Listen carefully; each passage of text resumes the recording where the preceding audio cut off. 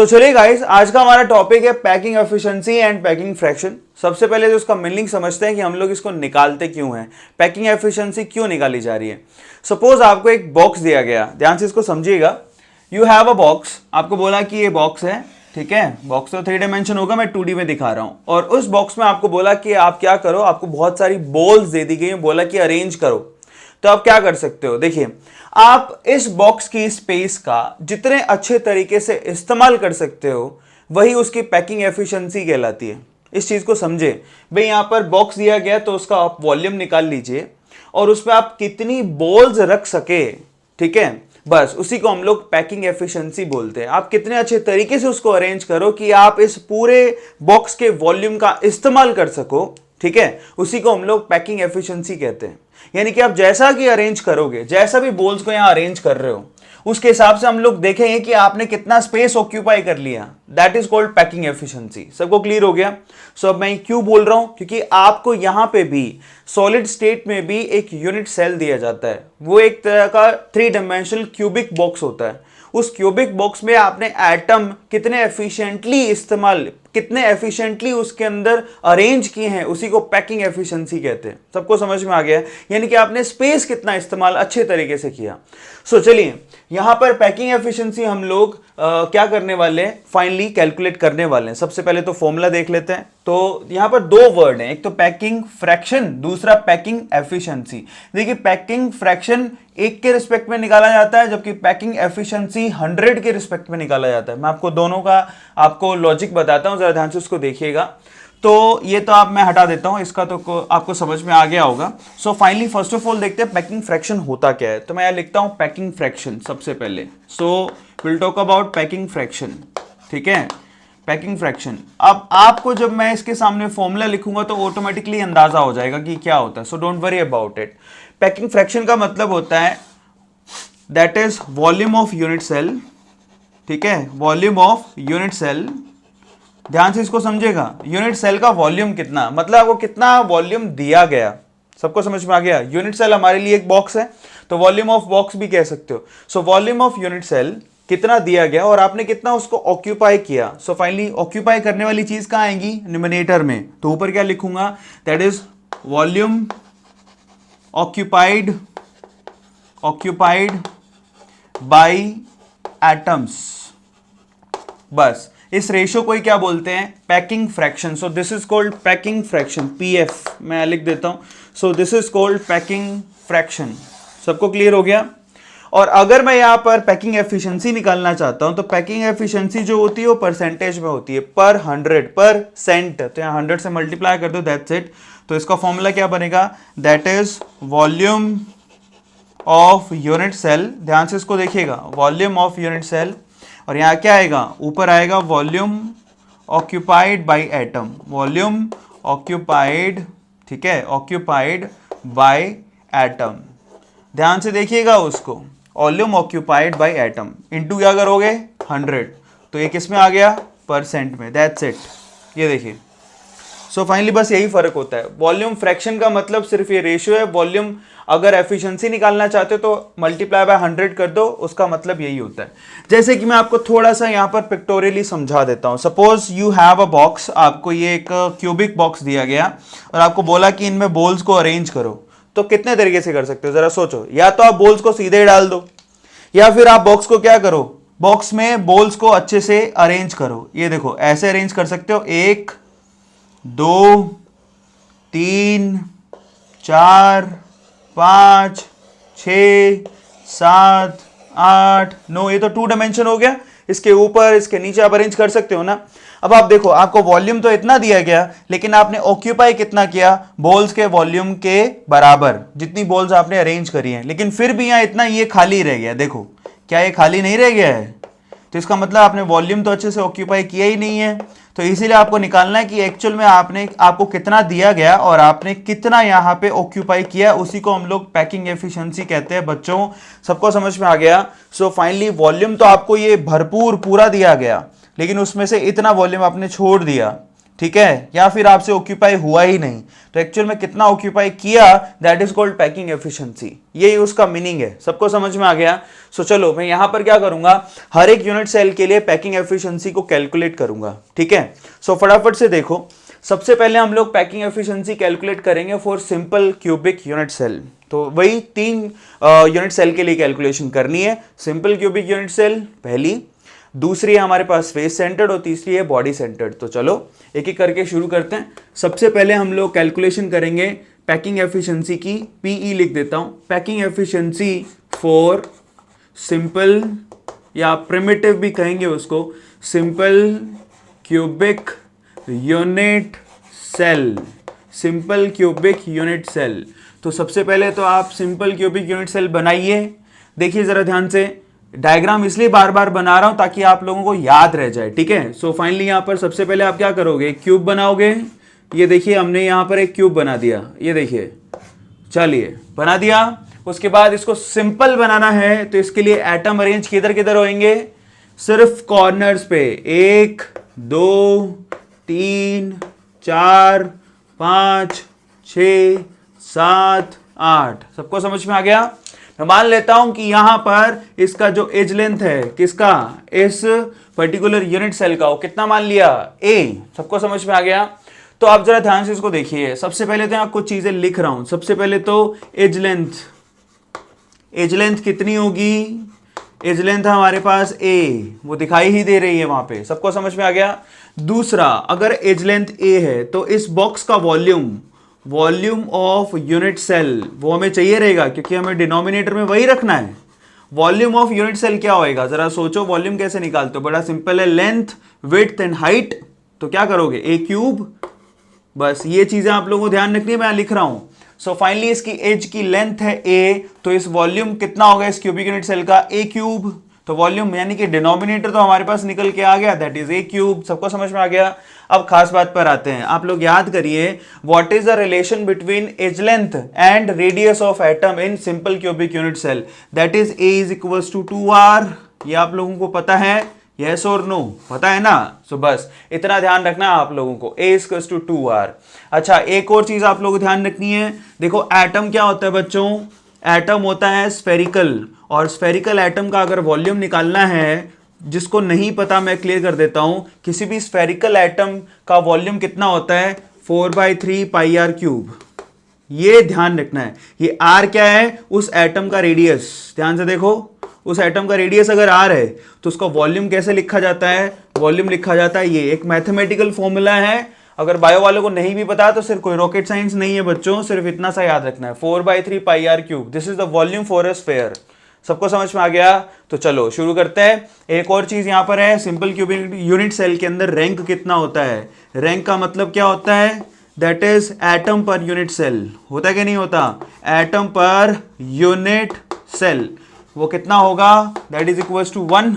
Rank 1 होती है। तो चलो इसकी पैकिंग एफिशिएंसी कैलकुलेट करते हैं। सो फाइनली पैकिंग एफिशिएंसी कितनी होगी, दैट इज इक्वल्स टू, पहले पैकिंग फ्रैक्शन निकाल लो, उसको 100 से मल्टीप्लाई तो करना है। तो चलो पैकिंग फ्रैक्शन निकालो।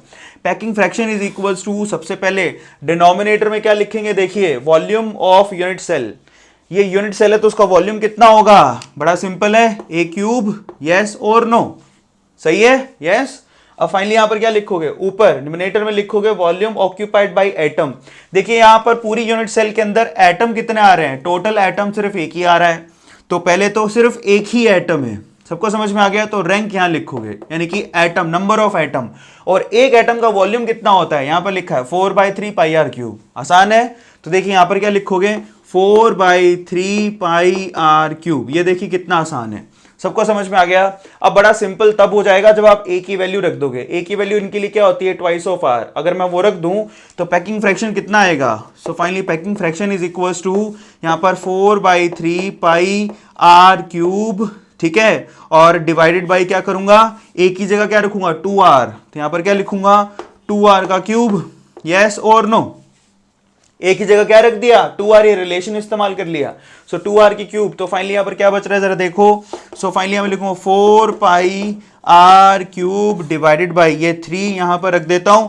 देखो 2 की क्यूब कितनी होती है, दैट इज 8। यस और नो, सही है। 2 दूनी 4 दूनी 8, 8 होता है फाइनली। और नीचे क्या लिखोगे, आर क्यूब। ये लीजिए, अभी कितना आसान हो गया, यहां से ये आर क्यूब से आर क्यूब कैंसिल हो गया, सही है। ये 4 टू जा कितना होता है 8, वो भी कैंसिल हो गया। सो फाइनली पैकिंग फ्रैक्शन कितनी आ रही है जरा चेक करना। ऊपर बच रहा है पाई, सही है, और तो कुछ नहीं बच रहा। और नीचे क्या बच रहा है, 3 टू जा 6, तो ये बच रहा है पाई बाई 6। जब पाई की वैल्यू रखोगे, पाई की वैल्यू कितनी होती है 3.14, सही है। उसको 6 से जब आप डिवाइड करोगे तो वैल्यू आएगा दैट इज 0.52, सही है, 0.52 ये वैल्यू आएगा। और जब आप इसकी पैकिंग एफिशिएंसी निकालोगे, सो पैकिंग एफिशिएंसी में क्या करना है, 0.52 इंटू क्या करना है 100, दैट इज 52%। तो ये सिंपल सा 52% आ गया, ये देखो। सो गाइज अब ध्यान से इसको देखो, आपके जो सिंपल क्यूबिक यूनिट सेल होती है उसकी पैकिंग एफिशिएंसी 52% होती है। मतलब अगर आपने सिंपली अरेंज किया है एटम को तो आप सिर्फ 52%, 52% ही वॉल्यूम को ऑक्यूपाई कर सके। सबको समझ में आ गया। सो इस तरह से उसकी कैलकुलेशन होती है। हम लोग आगे वाली यूनिट सेल के लिए कैलकुलेशन करेंगे, लेकिन उससे पहले इस चीज को ध्यान से देख लो, इसका स्क्रीनशॉट ले लो फटाफट से, उसके बाद हम लोग आगे चलेंगे। सो फटाफट से ले लीजिए स्क्रीनशॉट, चलिए। सो चलिए गाइज, अब हम लोग यहां पर पैकिंग एफिशिएंसी की कैलकुलेशन करेंगे बॉडी सेंटर के लिए, फिर करेंगे फेस सेंटर के लिए। सो चलो सबसे पहले बॉडी सेंटर के लिए packing efficiency and packing fraction कितना होता है उसको देखेंगे। तो लिखिए मेरे साथ, packing efficiency and packing fraction for body centre, body centred cubic unit cell, body centred cubic unit cell, ठीक है, क्यूबिक यूनिट सेल।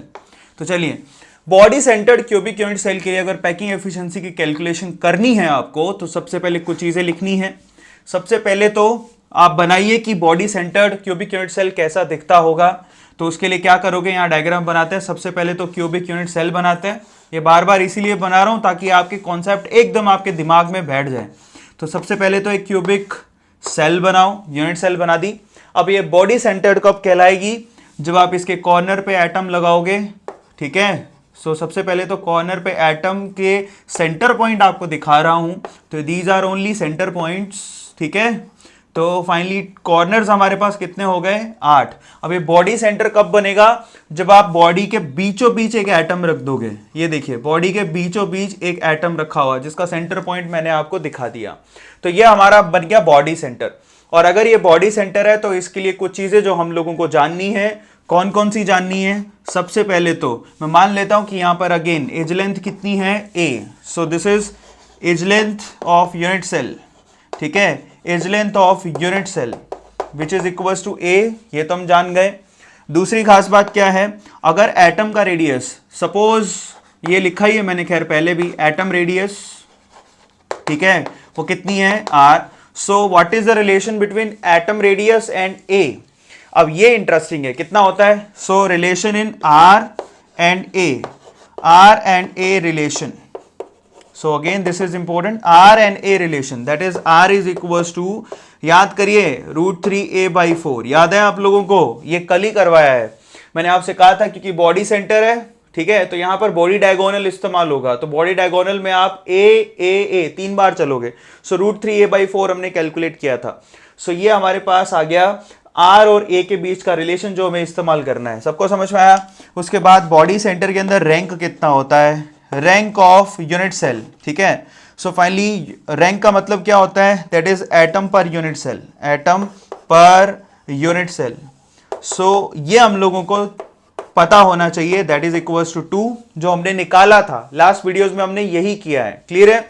और उसके साथ साथ वॉल्यूम, ठीक है, of unit cell, unit cell का वॉल्यूम कितना होगा, अगर उसका आपको एज लेंथ ए दे रखा है तो यहां पर क्या होगा a³। सबको समझ में आ गया।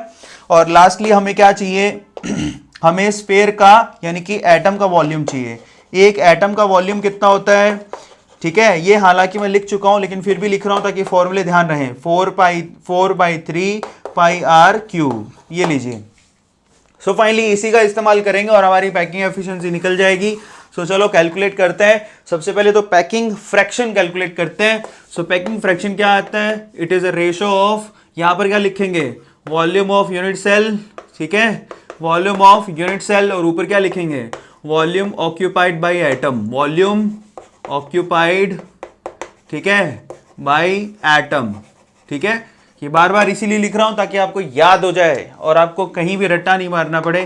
सो फाइनली यहां पर पैकिंग फ्रैक्शन, सबसे पहले तो वॉल्यूम ऑफ यूनिट सेल, तो नीचे क्या लिखोगे, ए क्यूब, यस और नो, सिंपल है। उसके बाद वॉल्यूम ऑक्यूपाइड बाय एटम्स, तो फाइनली देखिए यहां पर इस यूनिट सेल के अंदर टोटल नंबर ऑफ एटम कितने हैं, यहां लिखा है दैट इज 2, ठीक है। सो 2 A2, और यहां पर क्या लिखोगे, 2 तो एटम है और एक एटम का वॉल्यूम होता कितना है, यहां पर लिखा है वॉल्यूम ऑफ एटम, ये देखिए 4/3 पाई आर क्यूब, तो यहां पर लिख दीजिए this is 4/3 pi r cube, ये लीजिए। अब ए की वैल्यू डाल दीजिए और कुछ करना नहीं है। सो फाइनली ए की वैल्यू डाल दीजिए या फिर आर की वैल्यू डाल दीजिए, कुछ भी करिए कट जाएगा।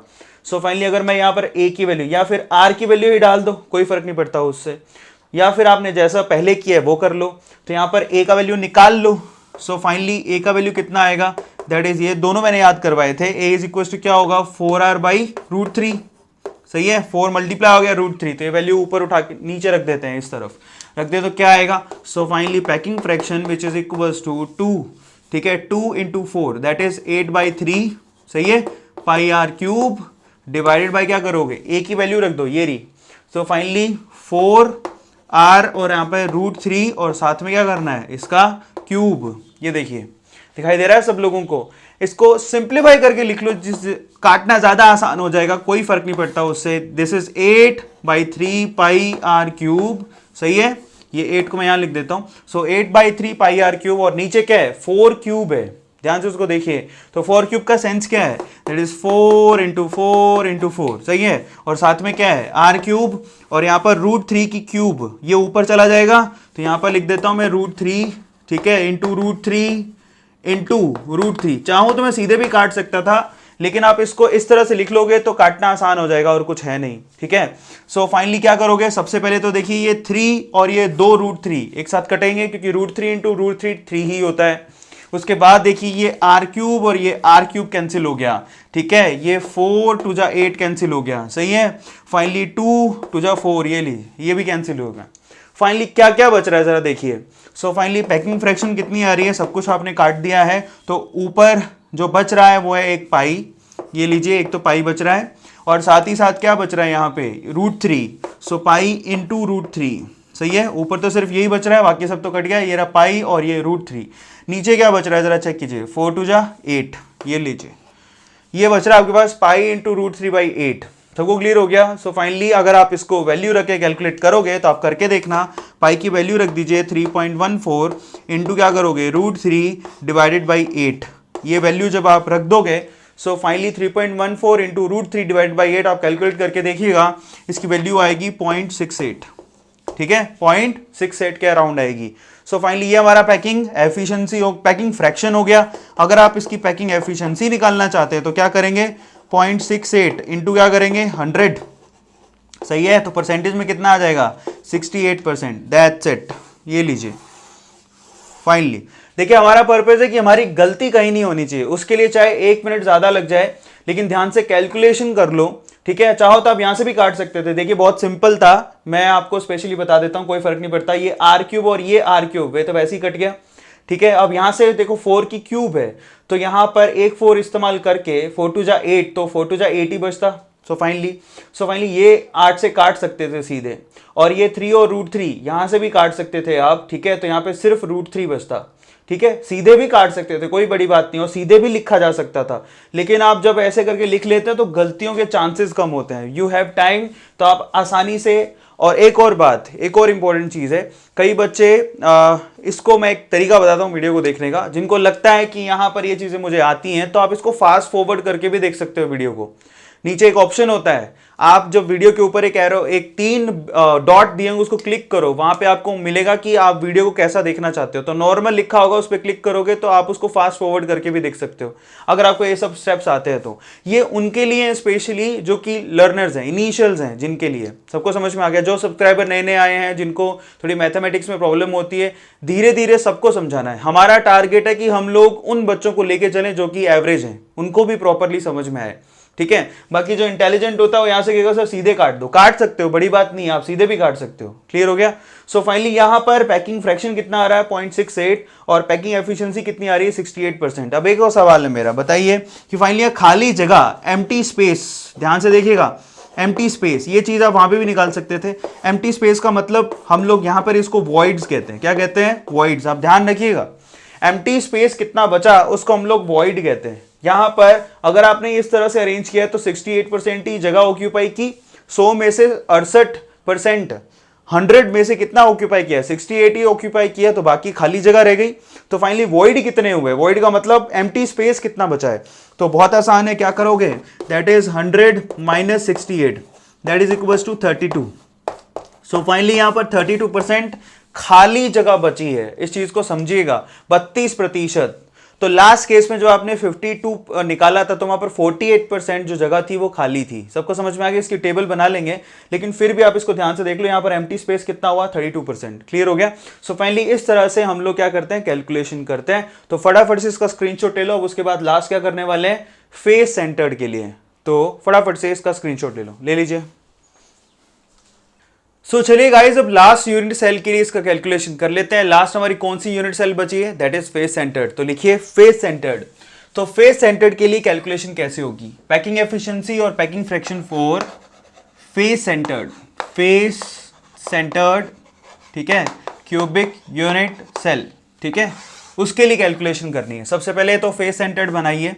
फेस सेंटर्ड के लिए क्या करोगे? सबसे पहले तो एक क्यूब ले लो, ठीक है। चलिए, क्यूब के बाद अब इसको फेस सेंटर्ड बनाना चाहते हो तो क्या करेंगे? एटम कहां कहां होते हैं? एक तो कॉर्नर पे, ठीक है, ये देख लीजिए।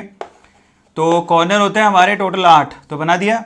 उसके बाद हर एक फेस पर, एक ऊपर, एक नीचे, एक दाएं, एक बाएं, एक आगे और एक पीछे, ये देखिए।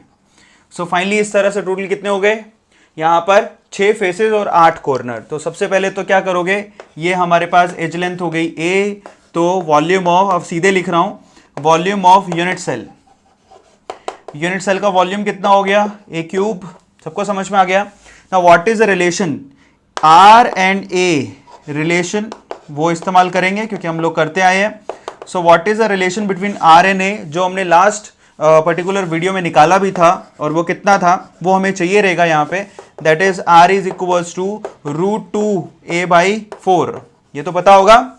या फिर आप क्या करोगे? यहां पर a is equals to 4r/√2, ये इस्तेमाल करोगे, ठीक है। सो 4r/√2 ये आपको याद होना चाहिए। उसके अलावा इस यूनिट सेल के अंदर रैंक कितनी बनेगी? रैंक मतलब atom per unit cell. Face centred में कितने थे? 4, ये तो आपको याद होगा, ठीक है। एक तो हो गया कॉर्नर के रिस्पेक्ट में और 3 हो गए फेसेस के रिस्पेक्ट में। तो चलो फटाफट से पैकिंग एफिशिएंसी कैलकुलेट करते हैं, यही चीजें चाहिए।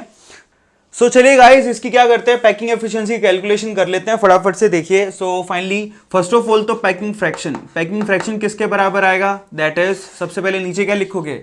Volume of unit cell. तो यूनिट सेल का वॉल्यूम कितना है? ए क्यूब, तो मैंने यहां लिख दिया। So this is a cube, सही है। और volume occupied by the atom in unit cell, that is total atom कितने हैं? 4, और एक एटम का यहां पर वॉल्यूम कितना होता है? 4/3πr³। देखिए बहुत ही आसान है, सबको समझ में आ गया। अब सीधे वैल्यू रखिए। सो पैकिंग फ्रैक्शन कितना आ रहा है? दैट इज, यहां देखिए 4 × 4, ठीक है, /3, यहां पर आया πr³, और नीचे क्या लिखोगे? a cube. सो a का वैल्यू रख दीजिए। सो फाइनली यहां पर देखिए a का वैल्यू 4r/√2, तो ये वैल्यू रख देते हैं। सो फाइनली यहां पर कितना आ रहा है? 4r/√2।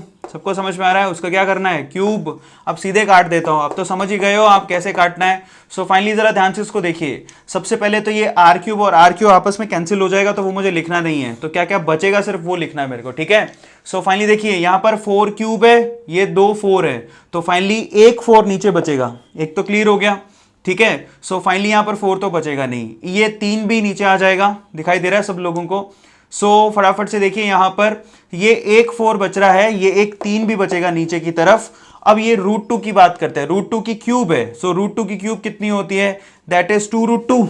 सबको समझ में आ गया? वो ऊपर चला जाएगा, बाकी तो एक पाई बचेगा, सिर्फ इतना ही बच रहा है। और भी काट सकते हो यहां पर, ये देखिए 4, यहां पर बचा 2, और ये √2, और ये यहां से 2, ये कट गया आपस में, तो √2 बचेगा। तो फाइनली कितना बच रहा है? 4 पाई, यहां पर बच रहा है √2 × 3, ठीक है, यही तो बच रहा है, और तो कुछ बचेगा नहीं, आप खुद से काट के देख लो, मैंने सीधे काट दिया। सो फाइनली 4/√2 इंटू 3, और जब आप इसकी कैलकुलेशन करोगे, पाई का वैल्यू रख दो, तो पैकिंग फ्रैक्शन कितनी आ रही है, दैट इज 3.14 डिवाइड बाई क्या करोगे, √2 इंटू 3, जो इसकी कैलकुलेशन करोगे तो ये आएगा 0.74। ठीक है, सो पैकिंग फ्रैक्शन आ गया 0.74, या पैकिंग एफिशिएंसी निकालना चाहें तो कितना आएगा, दैट इज 0.74 इंटू क्या करोगे 100, तो ये कितना आ रहा है 74%। सबको समझ में आ गया, पैकिंग एफिशिएंसी यहाँ पर 74%। तो यहाँ पर एम्प्टी स्पेस कितना हुआ, जिसको वॉइड कहते हैं। सो फाइनली वॉइड्स कितने हुए, तो देखिए यहाँ पर वॉइड्स क्या करोगे, 100 में से 74 को माइनस कर दो, तो कितना बचा 26%। तो फाइनली ये आपके सबसे ज्यादा काम आने वाली चीज है, पैकिंग एफिशिएंसी 74% एंड वॉइड्स हो गए 26%। तो फटाफट से इसका स्क्रीनशॉट ले लो, उसके बाद समराइज कर लेते हैं। सो ले लीजिए। सो फाइनली चलिए गाइस, इसको समरी करवा देता हूं इसकी, ताकि आपको दिमाग में एकदम से बैठ जाए, जो कि काफी ज्यादा इंपॉर्टेंट है। तो समराइज करते हैं इसको। हमारे पास सबसे पहले तो कौन कौन से क्रिस्टल सिस्टम हमने लिए, एक तो लिया सिंपल, सबको समझ में आ गया, सिंपल क्रिस्टल सिस्टम था। एक था बॉडी सेंटर्ड, तो मैं सीधे लिख रहा हूं, और एक था फेस सेंटर्ड, ये तो पता है, बॉडी सेंटर्ड, और एक था फेस सेंटर्ड। ठीक है, सारे के सारे क्यूबिक सिस्टम थे, तो यहां लिख देता हूं क्यूबिक, ठीक है, क्रिस्टल सिस्टम, जिसके लिए कैलकुलेशन आपने करी, ये ध्यान रखना है, क्यूबिक क्रिस्टल सिस्टम के लिए कैलकुलेशन करी। कौन कौन से थे, एक तो सिंपल था, ठीक है, एक तो सिंपल वाला था, एक था बॉडी, और एक था फेस। तो मैं यहां लिख देता हूं सिंपल, बॉडी एंड फेस, लिख दिया। अब यहां पर क्या करोगे, यहां पर पैकिंग एफिशिएंसी, तो पैकिंग एफिशिएंसी यहां पर मैं लिखूंगा, और यहां पर लिखूंगा वॉइड्स, क्या लिखूंगा, वॉइड्स। बस यही चीज आपको सबसे ज्यादा काम आती है। सिंपल वाले की पैकिंग एफिशिएंसी कितनी निकल के आई थी, 52%। ठीक है, तो वॉइड कितने थे, 52%, तो वॉइड थे 48%। ये आप लोगों को ध्यान रखना है, सबसे ज्यादा सवाल यही पूछे जाते हैं, खाली जगह कितनी होती है, 48%। बॉडी सेंटर के लिए पैकिंग एफिशिएंसी थी 68%, तो वॉइड्स कितने थे, 32%। ये सवाल बहुत ज्यादा पूछा जाता है। लास्ट फेस सेंटर्ड के लिए पैकिंग एफिशिएंसी कितनी थी, 74%, तो वॉइड कितने थे, 26%। यानी कि अगर मैं आपसे पूछूं कि सबसे ज्यादा एफिशिएंट पैकिंग आपने कहां करी, तो फेस सेंटर में करी। सबको समझ में आ गया। ऑब्वियसली फेस सेंटर के अंदर पर यूनिट सेल में 4 पर्टिकुलर एटम आते थे, याद है। सो यहां पर 4 एटम आते थे, तो सबसे ज्यादा अच्छी पैकिंग आपने यही करी है। बॉडी के अंदर तो 2 ही आते थे, और सिंपल में तो 1 ही आता था, तो सबसे ज्यादा पैकिंग एफिशिएंसी तो इसी की होनी थी, और इसी की है। कितनी है, 74%। फिर भी यहां 26% आपका स्पेस खाली रह जाता है। क्लियर हो गया सब लोगों को। सो इस तरह से इसको मेमोराइज करना था। ये समरी हो गई है, फटाफट से इसका स्क्रीनशॉट ले लो। तो चलिए गाइस, आज का हमारा टॉपिक है कि कंस्टिट्यूएंट पार्टिकल्स का पैकिंग होता कैसे और कोऑर्डिनेशन नंबर क्या होता है। लेकिन उससे पहले मैं एक बार आप लोगों को समराइज करवा देता हूं टेबल के थ्रू कि अभी तक हमने कितने फॉर्मूले टाइप क्वेश्चन कर लिए हैं। तो देखिए फटाफट से ध्यान से मेरे साथ उसको अपनी कॉपी के अंदर बनाइए साथ में, और जितनी बार इसको लिखेंगे उतनी बार आपको याद होगा। सो चलिए फटाफट से समराइज कर लेते हैं अभी तक जो हमने पढ़ा। सो समरी, और एक बहुत ही बेहतरीन टेबल बना रहा हूं जो आप लोगों को काफी ज्यादा काम देगी। सबसे पहले वो समरी के अंदर हम लोग यहां पर क्या लिख रहे हैं, यहां पर लिख रहे हैं क्रिस्टल सिस्टम। ठीक है, क्रिस्टल सिस्टम बहुत इंपॉर्टेंट है, मैं आपसे कहूंगा कि आप साथ साथ बना लीजिएगा। क्रिस्टल सिस्टम हम लोग यहां पर लिखेंगे, उसके बाद यहां पर लिखेंगे उसकी रैंक। ठीक है, रैंक लिखेंगे। उसके बाद यहां पर लिखेंगे relation between a and r. ठीक है, ए एंड आर रिलेशन, सबको समझ में आया।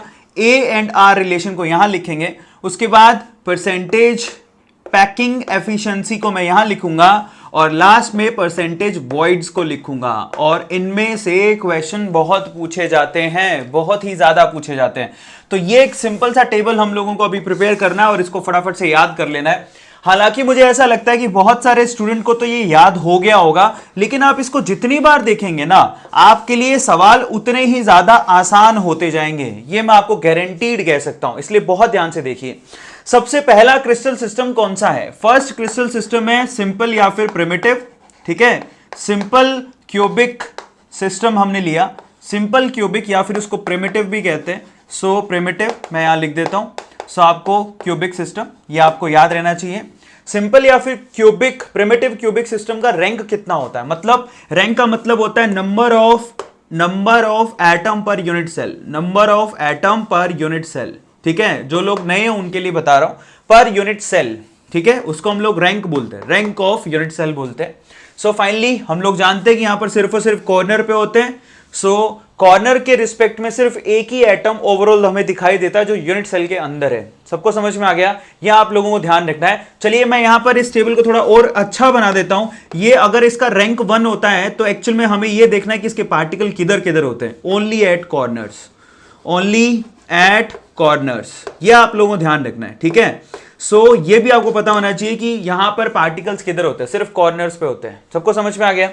नेक्स्ट है हमारे पास आपके ए और आर के बीच में क्या रिलेशन होता है। तो देखिए सिंपल यूनिट सेल के अंदर ए और आर में क्या रिलेशन होता है, that is twice of r is equal to a, या फिर क्या बोलेंगे, r is equal to a by 2।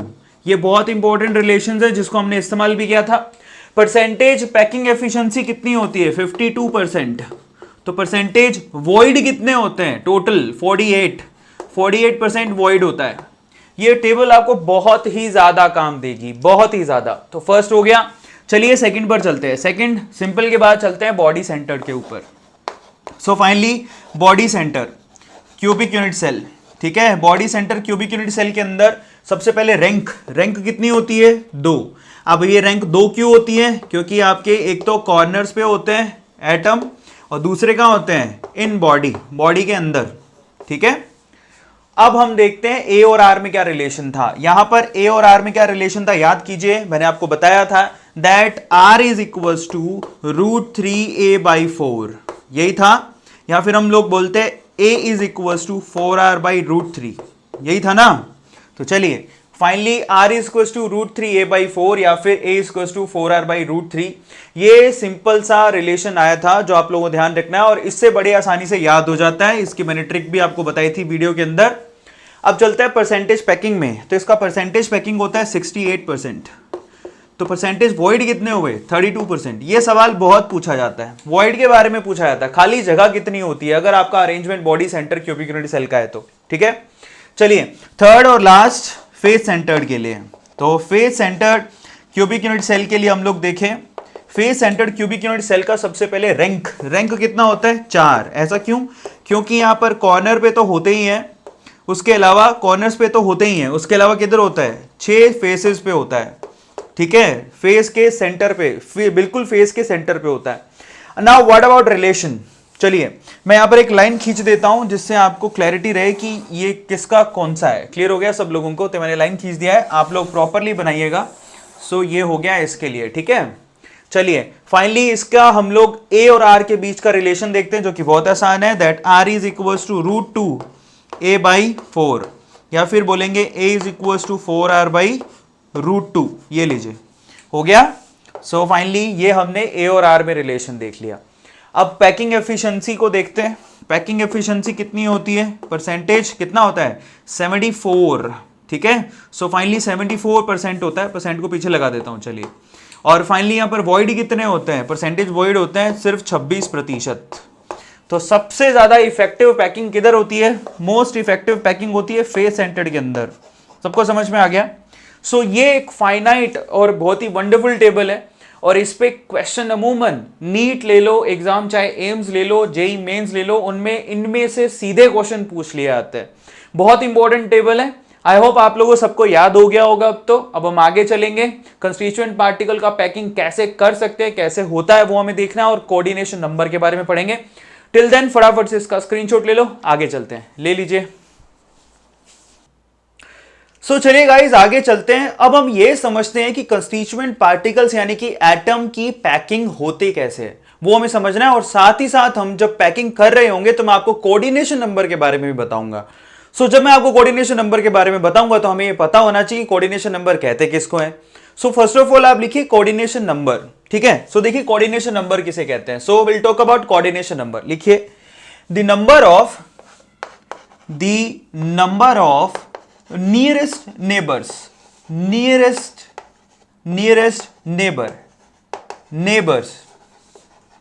ठीक है। नियरेस्ट नेबर्स का मतलब क्या है, टचिंग एटम। अगर मैं उसको शॉर्ट में बोलूं, मतलब अगर शॉर्ट एंड स्वीटली समझे तो उसका टचिंग एटम मतलब निकलता है, ठीक है। So touching atom, the number of nearest neighbours to any other constituent atom in crystal is called coordination number। ठीक है, मतलब क्या है मैं आपको डायग्रामेटिकली समझाऊंगा, लेकिन मतलब सिंपल ये निकलता है कि किसी एक एटम को कितने एटम टच कर रहे हैं, ठीक है, वो उसके नियरेस्ट नेबर भी होंगे और फाइनली वो उसका कोऑर्डिनेशन नंबर भी होएगा। सबको समझ में आ गया? किसी एक एटम को क्रिस्टल के अंदर जो पैकिंग आपने की है उसको कितने एटम टच कर रहे हैं वो उसका कोऑर्डिनेशन नंबर होएगा, वो उसके नियरेस्ट नेबर्स भी होंगे। सबको समझ में आ गया? तो चलिए मैं आपको एग्जांपल के तौर पे समझाता हूं, तो जरा ध्यान से इसको देखिए। पैकिंग कितने तरह की होती है, जरा उसको हम लोग समझ लेते हैं, तो उसके हिसाब से मैं कोऑर्डिनेशन नंबर में आपको डिफाइन भी करूंगा। सबसे पहले हम लोग वन डायमेंशनल पैकिंग करेंगे। कितनी? One dimensional packing, 1D packing. So देखिए 1D पैकिंग का मतलब क्या है? 1D पैकिंग का मतलब सिर्फ एक ही डायमेंशन में पैकिंग करना है। तो देखिए मैंने क्या किए, स्फीयर लिए, कंस्टिट्यूएंट पार्टिकल लिए, और अगर मैं सिर्फ उसको इस तरह से अरेंज करता हूं, ध्यान से उसको देखिए, ये देखिए ये इस तरह से, ध्यान से उसको देखिएगा, ये ठीक है इस तरह से, तो ये सिर्फ एक ही डायमेंशन में जा रहा है, एक्स डायरेक्शन में जा रहा है। नहीं, अगर ये एक्स एक्सिस हो तो एक्स डायरेक्शन में जा रहा है, इसको वन डायमेंशनल पैकिंग बोलते हैं। अब देखिए ये इनफाइनाइट है, इधर की तरफ भी और उधर की तरफ भी इनफाइनाइट है, क्योंकि क्रिस्टल में एक आध तो एटम होता नहीं है। वहां तो क्या होता है, अगर पूरा क्रिस्टल है तो उसमें मिलियंस ऑफ एटम्स होते हैं। तो आप खुद से बताइए, इसको वन डायमेंशनल पैकिंग कहते हैं। सो फाइनली अगर आप खुद से बताइए कि यहाँ कोऑर्डिनेशन नंबर कितना होएगा। फर्स्ट ऑफ ऑल तो कोऑर्डिनेशन नंबर का मतलब क्या होता है कि एक किसी एटम को कितने एटम टच कर रहे हैं, और वन डायमेंशन में अगर किसी भी एटम को पकड़ लो, मान लो कि इस एटम को पकड़ा, तो उसको कितने एटम टच कर रहे हैं, ये एक और ये दो ही टच कर रहे हैं। सबको समझ में आ गया? क्योंकि वन डायमेंशन है, कुछ और तो है ही नहीं। तो फाइनली इसका कोऑर्डिनेशन नंबर कितना बनेगा वन डायमेंशन में? 2। तो आपको यह भी समझ में आ गया होगा कि कोऑर्डिनेशन नंबर का मतलब क्या होता है, और ये इसके नियरेस्ट नेबर्स भी हैं, NN भी कहेंगे इसको, नियरेस्ट नेबर्स। तो वन डायमेंशन में कोऑर्डिनेशन नंबर 2 होता है और नियरेस्ट नेबर भी कितने होते हैं? 2 होते हैं। तो दोनों की एक ही बात है। सबको समझ में आ गया? चलिए वन डायमेंशन से अब चलते हैं हम लोग 2 डायमेंशन की तरफ। अगर मैं 2 डायमेंशन पैकिंग बनाऊं तो 2D पैकिंग देखें हम लोग कैसी होती है, ध्यान से उसको देखिएगा। 2 डायमेंशन का मतलब आप एक्स डायरेक्शन में जाइए तो आप वाई डायरेक्शन में भी चले जाइए। तो देखिए 2D पैकिंग जो है ना, 2 तरह से पॉसिबल है, ध्यान से उसको देखिएगा। 2D पैकिंग जरा दिमाग लगाइएगा, बहुत ही इंटरेस्टिंग है। 2D पैकिंग आप कैसे कर सकते हो? 2 तरह से कर सकते हो। देखिए सो यहां पर मैं 2D पैकिंग करके दिखाता हूं, आप जरा उसको गौर से देखिएगा।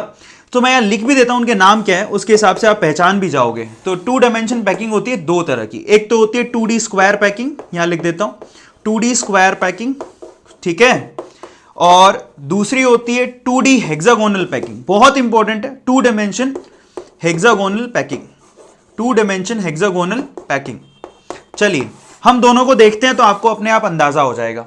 2D स्क्वायर पैकिंग का मतलब क्या है, देखिए मैं आपको अरेंज करके दिखाता हूं जिससे अंदाजा होगा।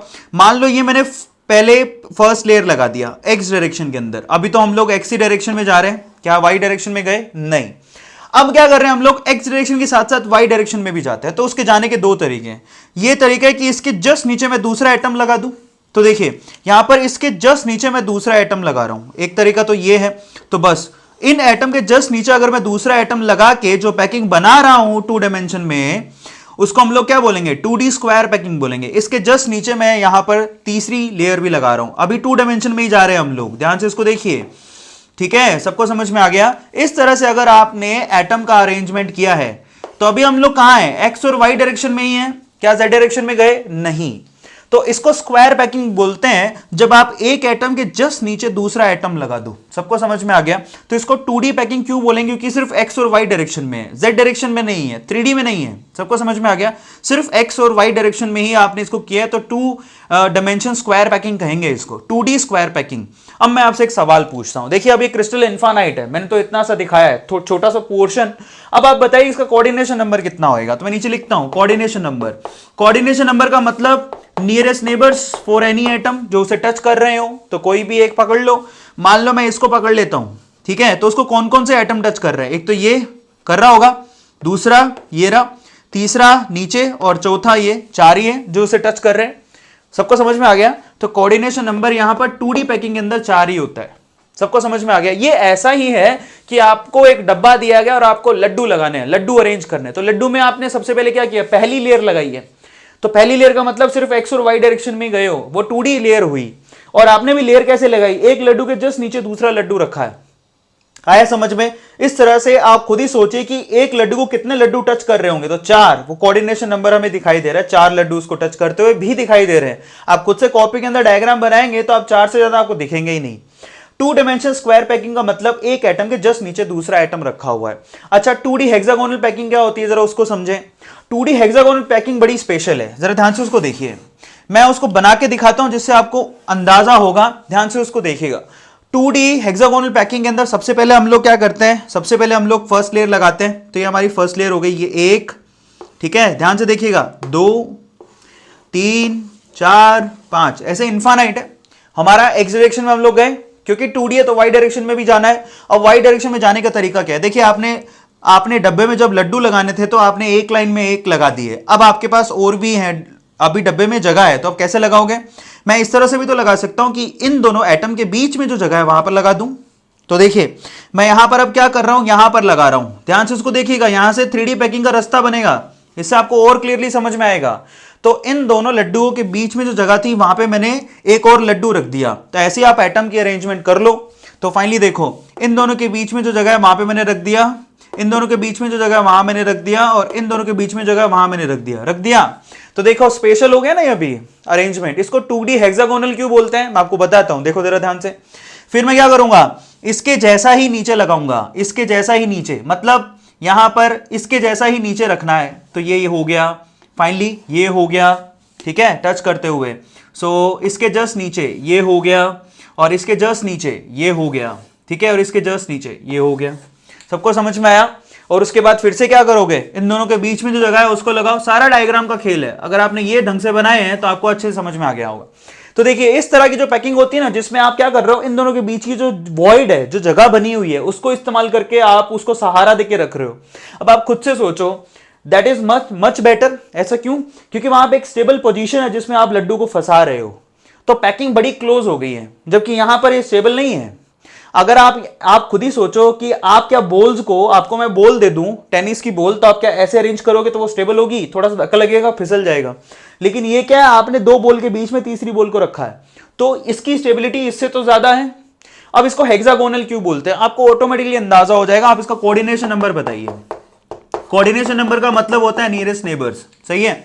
तो बताइए इसके नियरेस्ट नेबर्स कितने होंगे, कितने हैं जो इसको टच कर रहे होंगे, जरा ध्यान से फोकस करके देखोगे तो अंदाजा हो जाएगा।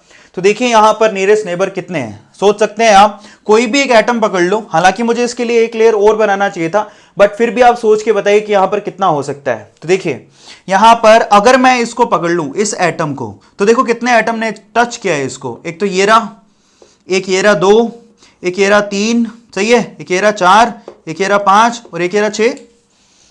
और आप अगर ध्यान से देखोगे तो ये एक हेक्सागोनल टाइप का बनेगा, इस तरह से, यूं यूं, और इधर इधर इधर और इधर। ये देखो हेक्सागोनल टाइप का बन गया ना, कितनी स्मार्ट पिक्चर बन गई है। और फाइनली आपको कोऑर्डिनेशन नंबर भी समझ में आया होगा।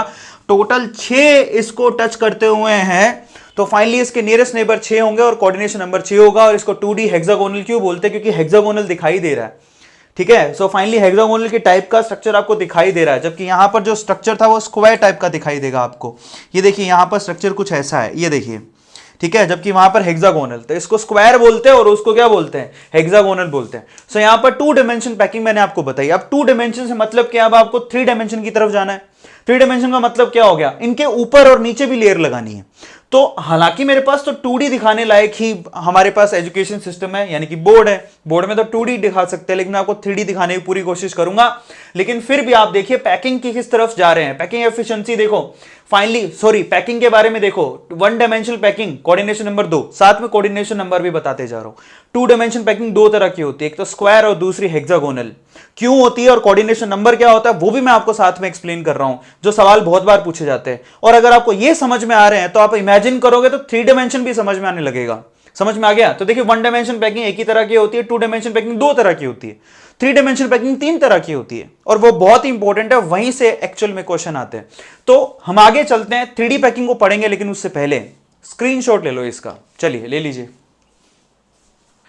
सो चलिए गाइस, अब 3 डायमेंशनल क्लोज पैकिंग देखते हैं। 3 डायमेंशनल पैकिंग कैसे करेंगे, तो ध्यान से उसको देखिएगा। मैंने आपसे कहा था कि 1 डायमेंशनल पैकिंग तो एक ही तरह की होती है, 2 डायमेंशनल पैकिंग 2 तरह की होती है, 3 डायमेंशनल पैकिंग 3 तरह की होती है। तो मैं लिखता हूं यहां पर, जरा ध्यान से उसको देखिएगा।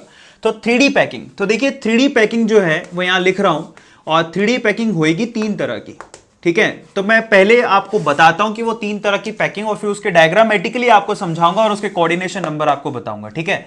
ये फर्स्ट, उसके बाद ये सेकंड, और उसके बाद ये थर्ड। अगर आपको ये समझ में आ गया तो समझिए आपके क्वेश्चन होने लगेंगे। ध्यान से उसको देखिएगा। 3 डायमेंशनल पैकिंग होती है पहली तो ए टाइप की। अब इसका क्या मतलब है, ए टाइप, उसको हम लोग बोलते क्या है, यहां इसको बोलते हैं 3D स्क्वायर पैकिंग, ठीक है। 3D स्क्वायर पैकिंग अभी थोड़ी देर में बताता हूं, डोंट वरी, बहुत सिंपल है। 3D स्क्वायर पैकिंग भी कहते हैं। चलिए, ए टाइप की पैकिंग को 3D स्क्वायर पैकिंग बोलते हैं। मैं आपको थोड़ा अंदाजा दे देता हूं, नीचे की जैसी लेयर है उसके ऊपर की भी वैसी ही लेयर है, उसके ऊपर की भी वैसी ही लेयर है, सेम, कोई चेंजेस नहीं है, ठीक है। तो उसको ए टाइप। दूसरी होती है ए बी टाइप की, ए बी टाइप की। मतलब पहली लेयर के ऊपर जो दूसरी लेयर लगाई है वो डिफरेंट है, फिर उसके बाद जो तीसरी लेयर लगाई है वो पहली लेयर के जैसी है, समझ में आ गया, और चौथी लेयर लगाई वो दूसरी लेयर के जैसी है। आया समझ में।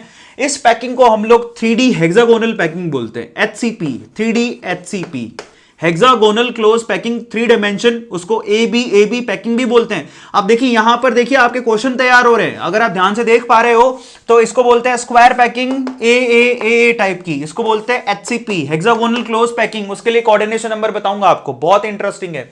फिर अगर आपने क्या किया यहां पर, देखिए जरा ध्यान से, पैकिंग करिए ऐसी, ए बी सी, मतलब 3 लेयर, मतलब ए, उसके बाद जो अगली लेयर लगाओगे वो ए से डिफरेंट होगी, फिर उसके बाद जो अगली लेयर लगाओगे वो बी से डिफरेंट और ए से भी डिफरेंट होगी। एबीसी पैकिंग, ऐसी पैकिंग को हम लोग बोलते हैं 3 डायमेंशनल FCC, ठीक है। इसको बोलते हैं फेस सेंटर्ड क्लोज पैकिंग या फिर क्यूबिक क्लोज पैकिंग, ठीक है, FCC या फिर क्यूबिक क्लोज पैकिंग, ठीक है, CCP भी बोलते हैं, बहुत इंपॉर्टेंट है। फेस सेंटर्ड क्लोज पैकिंग या फिर क्यूबिक क्लोज पैकिंग, FCC या फिर CCP बोलते हैं। तो देखिए कितना आसान हो गया। ए टाइप का पैकिंग 3 डायमेंशनल स्क्वायर, ए टाइप का पैकिंग 3 डायमेंशनल HCP, और एबीसी टाइप का पैकिंग 3 डायमेंशनल FCC होता है। अब बना के दिखाते हो तो और क्लैरिटी आएगी कॉन्सेप्ट में। पहले बनाते हैं हम लोग ए, ये तो बहुत ही आसान है। अब इमेजिन करिएगा, मतलब हम 3D बना रहे हैं तो पहले 2D तो बनाओ। तो 2D कैसे बनाओगे, बहुत सिंपल है। ये पहला लेयर हम लोग तैयार करते हैं एक्स डायरेक्शन में, करा हमने तैयार, ये एक्स डायरेक्शन। तो वाई डायरेक्शन में कैसा होना चाहिए, ये देखिए वाई डायरेक्शन में भी इसके जस्ट, क्योंकि स्क्वायर है तो इसके जस्ट नीचे, हमको तो कुछ अलग करना ही नहीं है, इनके जस्ट नीचे ही एटम अरेंज करने हैं, सही है। तो इनके जस्ट नीचे मैंने एटम अरेंज कर दिए, ध्यान से उसको देखिएगा, कोई मैं चेंज नहीं कर रहा हूं, ध्यान से उसको देखिए, इनके नीचे एटम अरेंज कर दिए।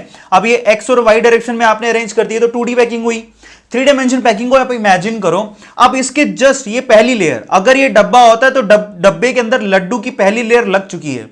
अब डब्बा, तो डब्बे की क्या है, इतनी उसकी हाइट भी है।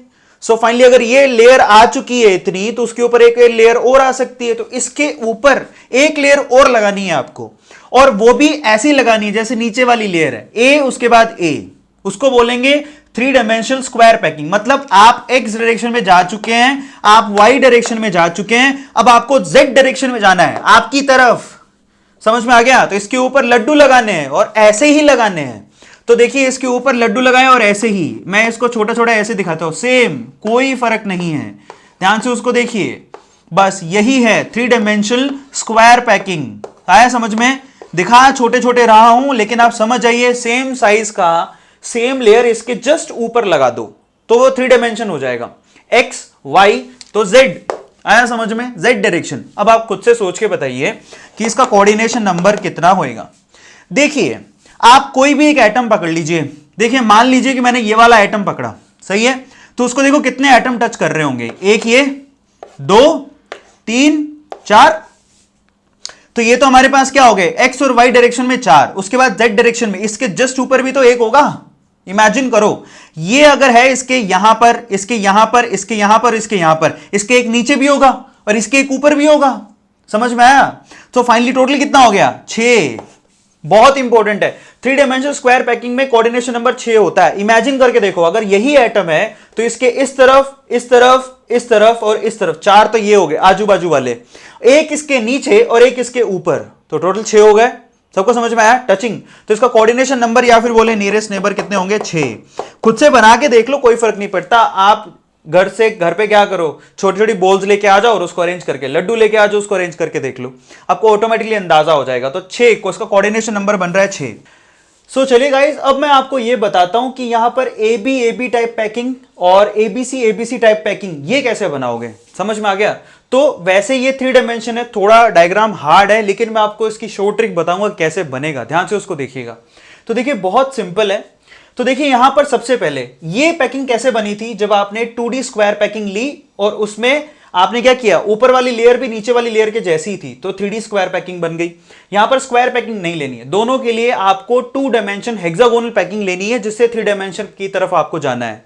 तो उसमें क्या करना है जरा ध्यान से देखो। सबसे पहले हमें ए टाइप की लेयर बनानी है, जो कि कैसे बनेगी, इन बोथ द केसेस, ध्यान से इसको समझिएगा, इन बोथ द केसेस जो आपने ए लिखा है वो क्या होगा, 2 डायमेंशनल हेक्सागोनल पैकिंग होगी।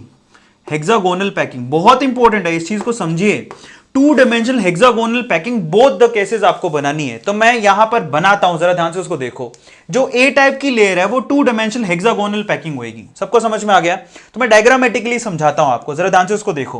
पहले तो 2 डायमेंशनल हेक्सागोनल पैकिंग बनाते हैं। तो देखिए मैं यहां बना रहा हूं, ये देखिए, ये मैं डायग्राम को थोड़ा थोड़ा, ये एटम को थोड़ा दूर बनाऊंगा जिससे आपको ज्यादा समझ में आएगा। तो ये पहला एटम ले लिया, सपोज वैसे पास ही होते हैं एटम, मैं दूर दूर इसलिए बना रहा हूं ताकि आपको समझ में आ जाए, और कुछ उसका लॉजिक नहीं है, ठीक है। सो यहां पर अब आप देखो, अगर मुझे ये तो 1 डायमेंशन हुआ, 2 डायमेंशन हेक्सागोनल बनानी है, तो इन दोनों के बीच में मुझे एटम रखना है। ये देखिए मैंने रख दिया, दिखाई दे रहा है सब लोगों को?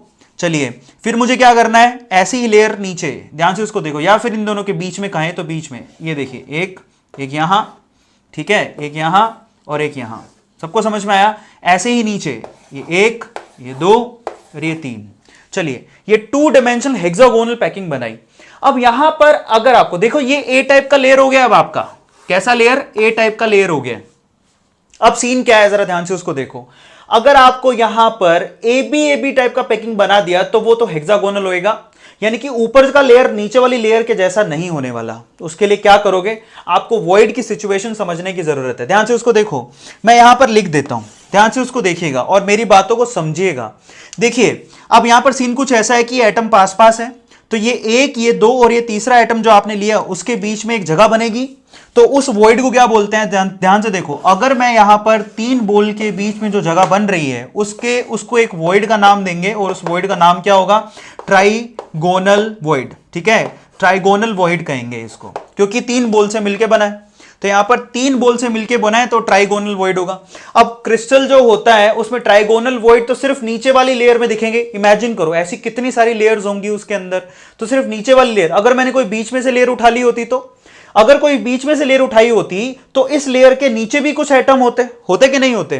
तो अब देखिए अंदाजा, ध्यान से उसको देखिए। मैं मान लेता हूं कि यहां पर इस लेयर के नीचे आपके पास इस लेयर के नीचे भी एक लेयर है, मान लेते हैं। और अगर इस लेयर के नीचे एक लेयर है तो वो लेयर कुछ ऐसे हो, ध्यान से उसको देखिएगा कि मैंने यहां पर क्या किया है। ये 3 बॉल्स दिखाई दे रही हैं आप लोगों को, ठीक है, और मेरे को यहां से देखने पर नीचे वाली बॉल दिख रही है, उसका सिर दिख रहा है, कुछ खाली नहीं है, सिर दिख रहा है, मतलब नीचे वाली बॉल। तो ये चौथी बॉल हो गई। इमेजिन करो इन 3 बॉल के नीचे, यहां पर जो आप यहां से देखने जाओगे तो आपको नीचे वाली बॉल दिख रही है। समझ में आ गया? तो टोटल 4 बॉल हो गई। अब नीचे वाली बॉल और ये 3 ऊपर वाली बॉल, ये नीचे वाली बॉल और 3 ऊपर वाली बॉल आपस में मिलकर एक वॉइड बनाएंगी। उसको हम लोग क्या बोलते हैं, उस वॉइड को हम लोग बोलते हैं टेट्राहेड्रल वॉइड। क्या बोलते हैं? टेट्राहेड्रल, मतलब 4 बॉल से मिलके बनने वाला वॉइड, हम उसको टेट्राहेड्रल वॉइड कहते हैं। समझ में आ गया? तो यहां पर टेट्राहेड्रल वॉइड किधर है, ये देखो, ये 3 बॉल और उसके नीचे एक बॉल, तो टोटल 4 बॉल। तो ये टेट्राहेड्रल वॉइड हो गया। तो मैं लिख देता हूं ये टेट्राहेड्रल वॉइड हो गया, ठीक है। तो मैं यहां लिख देता हूं टी, यहां पर भी टी, यहां पर भी टी, दिखाई दे रहा है। इसी तरह से ये 3 बॉल, यहां पर टी, ये देखिए दिखाई दे रहा है सब लोगों को। सो फाइनली ये 3 बॉल, तो यहां पर टी, यहां पर टी, यहां पर टी, ये आपके टेट्राहेड्रल वॉइड है। क्यों मैंने टेट्राहेड्रल लिखा? क्योंकि क्रिस्टल में बीच में अगर ये लेयर है तो उसके नीचे लेयर होगी ऑटोमेटिकली, है तो उसमें अगर हमें नीचे वाली बॉल का सिर दिखाई दे रहा है, ठीक है, तो ये नीचे वाली बॉल और 3 ऊपर वाली बॉल, 4 बॉल हो गई। 4 बॉल से जो आपके पास यहां पर वॉइड बनेगा उसको टेट्राहेड्रल वॉइड कहते हैं, और ये टेट्राहेड्रल वॉइड के मैंने यहां पर टी लगा दी है, सबको मालूम पड़ रहा है। अब ध्यान से देखो, अगर आपने बी टाइप की लेयर में टेट्राहेड्रल वॉइड कवर कर लिए तो देखो वो पैकिंग कैसी हो जाएगी, एचसीपी। मतलब एचसीपी पैकिंग में आप क्या करते हो, सारे टेट्राहेड्रल वॉइड कवर करते हो, टेट्राहेड्रल वॉइड कवर होते हैं, उससे एचसीपी पैकिंग बनती है। अब मैं आपको बना के दिखा देता हूं, देखो मैंने टेट्राहेड्रल वॉइड कवर किया, तो ये व्हाइट कलर से जो बना रहा हूं वो टेट्राहेड्रल वॉइड कवर करने के बाद, ठीक है, एटम रख दिए, ध्यान से उसको देखना, क्लियर होता है सब लोगों को। ये व्हाइट कलर से जो बना रहा हूं वो टेट्राहेड्रल वॉइड मैंने कवर कर लिए हैं, समझ में आ गया सब लोगों को। ये देखिए बहुत सिंपली डायग्राम से कोशिश कर रहा हूं समझाने की, ठीक है, ये देखो, तो आपकी बी टाइप की लेयर तैयार हो गई। तो ये व्हाइट कलर की जो लेयर है वो बी टाइप की है। अब जब आपको देखो ए टाइप हो गया, बी टाइप हो गया, अब वापस से ए टाइप की लेयर आनी चाहिए, तो मतलब जो आपकी ब्लू कलर की आपको नीचे दिखाई दे रही है, बस वैसे ही अगर आपने एटम रख दिए तो वो पैकिंग क्या कहलाएगी, आपकी एचसीपी। समझ में आ गया सबको। तो अभी इनफैक्ट आपको एचसीपी पैकिंग तो समझ में आ गई होगी, आ गई सब लोगों को। मतलब ये ब्लू कलर की ए, व्हाइट कलर का बी, फिर उसके बाद ए के जैसा ही उसके ऊपर लगा दिया है, तो उसको क्या कहेंगे हम लोग, एचसीपी पैकिंग। सबको क्लियर है ना। What about ABC, ABC CCP packing कब बनेगी, सीसीपी पैकिंग तब बनेगी जब आप सारे ऑक्टाहेड्रल वॉइड भी कवर करोगे, ऑक्टाहेड्रल वॉइड। अब ये क्या होता है, अगर आपने ये समझ लिया तो हो गया। सबसे पहले तो ऑक्टाहेड्रल वॉइड 6 बॉल से मिलके बनते हैं। कैसे, ये देखिए 3 बॉल तो ऐसे, ये 3 बॉल मैंने रख दिए, और उसके ऊपर आपको 3 बॉल और रखने हैं। ध्यान से देखो, ऊपर 3 बॉल, 1 2 और ये 3, तो टोटल 6 बॉल से मिलके जो वॉइड बनता है। अब आप सोचिए 6 बॉल से मिलके जो वॉइड बनेगा, क्या उसमें आपको नीचे वाला आइटम दिखेगा, नहीं दिखेगा, ठीक है। सो फाइनली यहां पर फुल्ली एक खाली जगह है, इसको हम लोग क्या बोलते हैं, ऑक्टाहेड्रल वॉइड बोलते हैं। मैं ओ लिख देता हूं, मतलब 6 एटम से मिलके जो वॉइड बनता है उसे हम ऑक्टाहेड्रल वॉइड कहते हैं। और अगर हमने ऑक्टाहेड्रल वॉइड कवर कर ली है तो फाइनली ए बी के बाद सी वाला जो है आपको ऑक्टाहेड्रल वॉइड कवर करने हैं। मतलब ए के जैसा नहीं बनाना है। ए तो आपकी सिंपल 2D हेक्सागोनल हो गई, ध्यान से समझिएगा। बी आपने क्या किया, टेट्राहेड्रल वॉइड कवर की है। सी के अंदर आपने ऑक्टाहेड्रल वॉइड कवर कर ली है, तो आपकी सी वाली लेयर तो ए और बी से अलग हो गई। तो फाइनली आपको ऑक्टाहेड्रल वॉइड कवर करने हैं, दैट्स इट। अब यहां पर ऑक्टाहेड्रल वॉइड किधर है, तो देखो 3 और 3 6 बॉल से मिलकर बनेगा। तो देखो क्या ये ऑक्टाहेड्रल वॉइड नहीं है, ओ लिख देता हूं, ध्यान से उसको देखो, क्या ये ऑक्टाहेड्रल वॉइड नहीं है। कैसे, ये 3 बॉल ब्लू वाली नीचे, 1 2 और 3, ये 3 ये रही, 1 2 और 3, 3 व्हाइट और 3 ब्लू से जो वॉइड निकल के आ रहा है वो आपका ऑक्टाहेड्रल वॉइड है। तो मैं ओ लिख देता हूं। अगर आपने ये ओ वाले ऑक्टाहेड्रल वॉइड कवर कर लिए तो इसका मतलब आपने ए बी के बाद सी पैकिंग, सी वाला लेयर बना दिया जो कि ए बी से अलग होगा। आया सबको समझ में। जैसे ये देखिए 1 2 और 3, 1 2 3, ये ऑक्टाहेड्रल वॉइड है।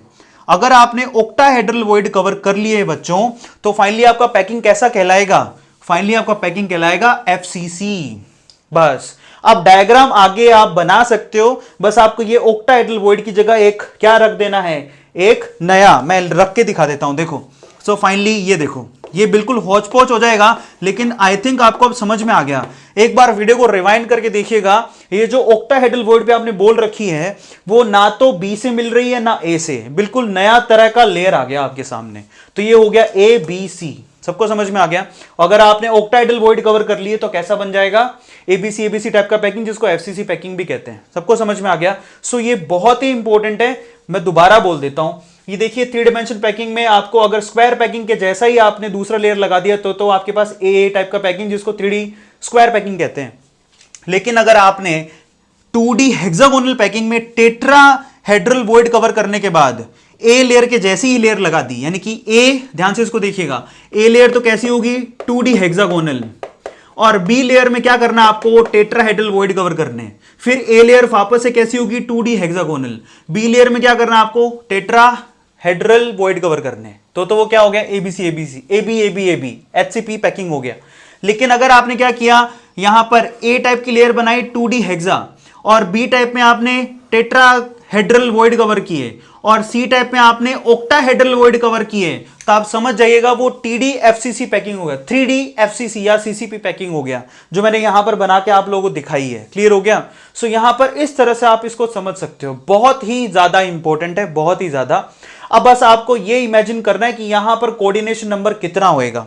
तो मैं आपसे कहता हूं सब लोग अभी के अभी कोऑर्डिनेशन नंबर यानी कि नियरेस्ट नेबर निकालो इसका, और कमेंट सेक्शन में लिखने की कोशिश करो, खुद से सोचो कि एबी पैकिंग में फाइनली आपको कोऑर्डिनेशन नंबर कितना दिखेगा और एबीसी पैकिंग में कोऑर्डिनेशन नंबर कितना दिखेगा। पता है खास बात, दोनों ही केस में कोऑर्डिनेशन नंबर आपका कितना होगा मालूम है? 12। अब आप इमेजिन करके देखो, मैं आपसे कहूंगा कि आप अपनी बुक खोल लो, ठीक है, कौन सी? एनसीईआरटी की, उनमें ये डायग्राम दिए हुए हैं। एक बार आप उस डायग्राम में देख के नियरेस्ट नेबर को खोज के निकालो कि यहां पर नियरेस्ट नेबर कितना आएगा। तो मैं आपको क्लियर कर देता हूं, यहां पर तो नियरेस्ट नेबर देखो कोऑर्डिनेशन नंबर कितना आ रहा है? 6, लेकिन यहां पर दोनों केस में कोऑर्डिनेशन नंबर 12 आएगा। अब मैं चाहता हूं आप खुद से इन डायग्राम से निकाल के बताओ कि इन दोनों का कोऑर्डिनेशन नंबर 12 क्यों है। बहुत ही इंपॉर्टेंट है, और वैसे यहां पर आप इमेजिन कर ही सकते हो, कोई बड़ी बात नहीं है, ठीक है। आप बस इमेजिन करके देखो, खुद से मालूम पड़ेगा, अपने आप आपको 12 नजर आएंगे यहां पर। क्लियर हो गया? यहां पर डायग्राम थोड़ा होच पोच हो गया, मैं आपसे कहूंगा एनसीईआरटी खोलो और अभी तुरंत देखो कि यहां पर अगर हेक्सागोनल क्लोज पैकिंग होती है या फिर एफसीसी पैकिंग होती है, उसके अंदर कोऑर्डिनेशन नंबर कितना निकल के आ रहा है। ठीक है गाइस, तो चलिए गाइस, आज का हमारा सबसे पहला टॉपिक है डेंसिटी ऑफ यूनिट सेल। ठीक है, सो देखिए फर्स्ट ऑफ ऑल तो अगर डेंसिटी की हम लोग बात करें तो डेंसिटी क्या होता है। तो देखिए डेंसिटी अगर किसी भी चीज की निकालनी हो तो हमें उस चीज का मास चाहिए, ठीक है, और वो कितना वॉल्यूम ऑक्यूपाई करता है वो चाहिए। ठीक है, जैसे कि इससे पहले आप सॉल्यूशन की डेंसिटी पढ़े हो, तो सॉल्यूशन का मास और सॉल्यूशन के वॉल्यूम के रेशियो को हम लोग सॉल्यूशन की डेंसिटी कहते थे। इसी तरह से अगर कोई पूछे डेंसिटी ऑफ यूनिट सेल बताइए, तो डेंसिटी ऑफ यूनिट सेल का मास और यूनिट सेल का वॉल्यूम। तो सबसे पहले तो देखो यूनिट सेल बनाते हैं। सबसे ज्यादा हमने डिस्कशन किया है क्यूबिक यूनिट सेल के बारे में, तो क्यूबिक यूनिट सेल की डिस्कशन किया है तो उसी का डायग्राम बना लेते हैं। कई बच्चे पूछ रहे थे कि यूनिट सेल जो 7 तरह की होती है बना के दिखाइए, तो उसमें से 2 तरह की तो मैं आपको बना के दिखा चुका था, लेकिन फिर भी मैं आपको आइडिया देता हूं। आपको कभी भी यूनिट सेल बनाना हो तो आपको उनके सबसे पहले क्या चाहिए होते हैं? सेल के पैरामीटर चाहिए होते हैं। क्यूबिक यूनिट सेल के अंदर क्या होता है? जो हाइट, लेंथ और विड्थ वो सब बराबर होती है। A = B = C होता है, और यहां पर जो एक्सियल एंगल होते हैं जैसे कि अल्फा = बीटा = गामा = 90 डिग्री। बस आपको सिर्फ इतना करना होता है, जैसे कि मैं आपको बना के दिखा देता हूं।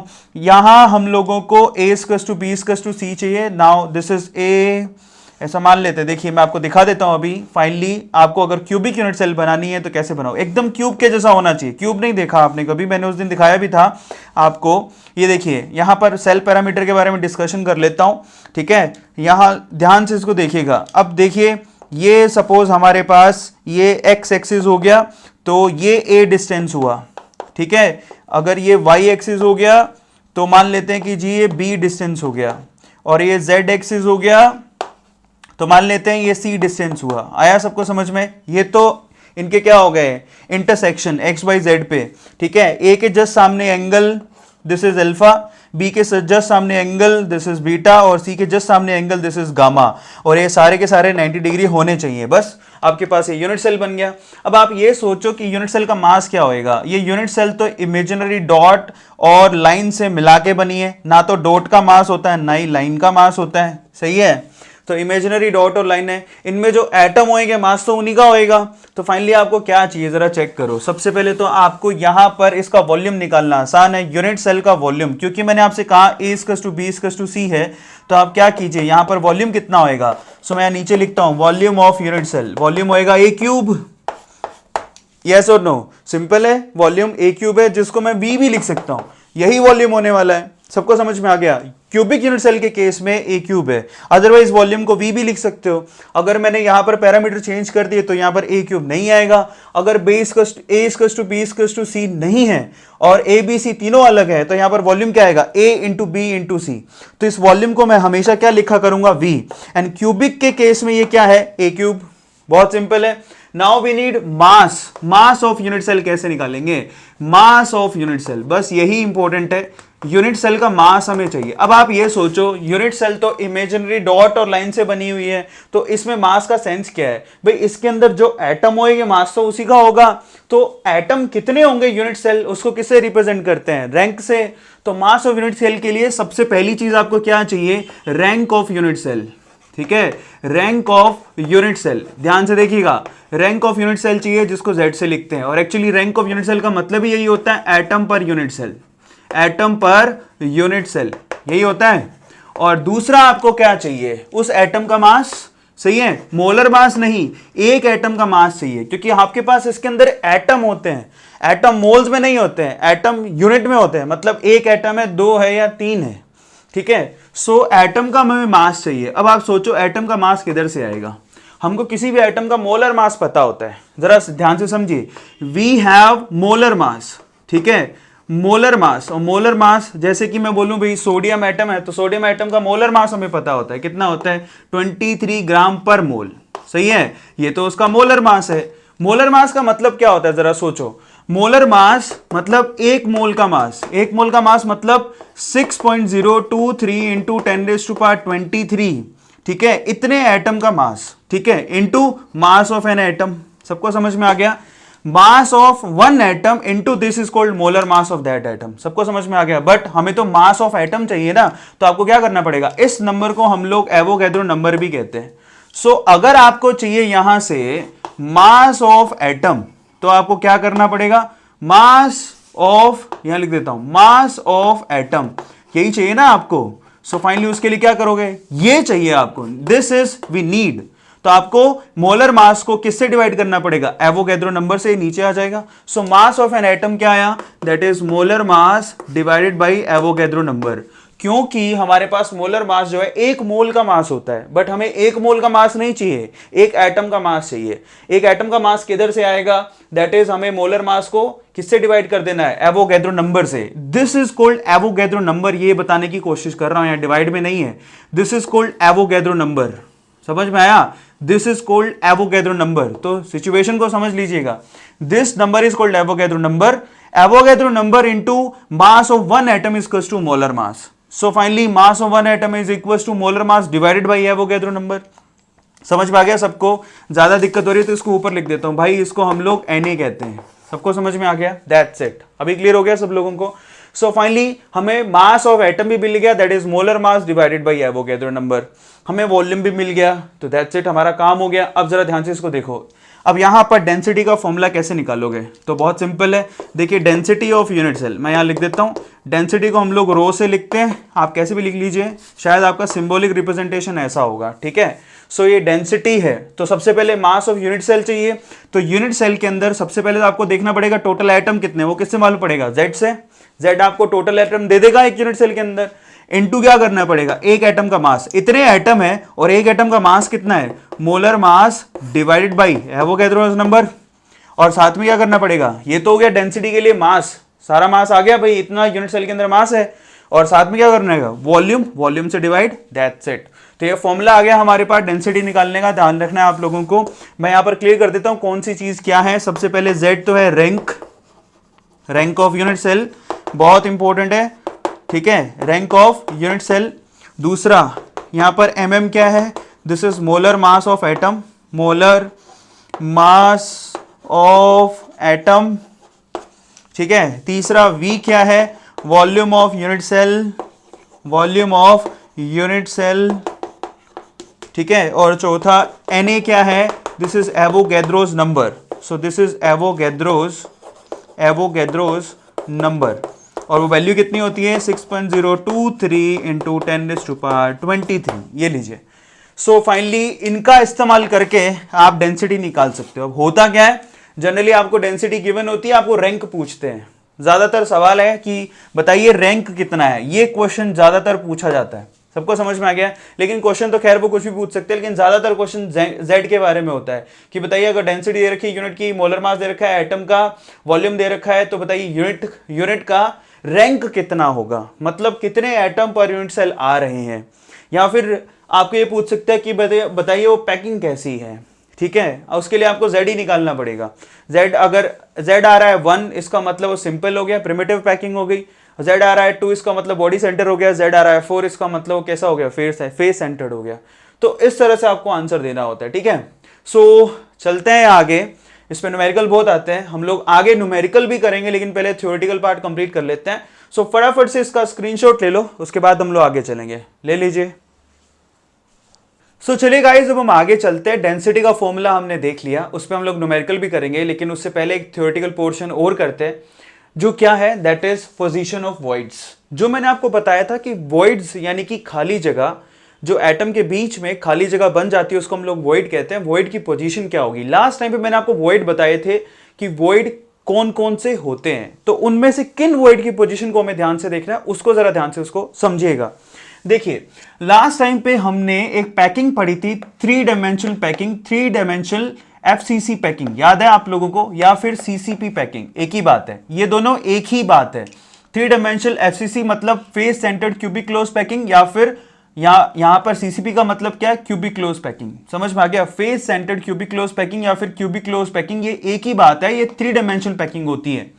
और ये कैसे बनती थी याद करो, ये पैकिंग होती थी, ये पैकिंग कैसी होती थी याद करिए, ये पैकिंग होती थी ए बी सी टाइप की, याद है सब लोगों को, लास्ट लेक्चर में पढ़ाया था, ध्यान से उसको देखिए।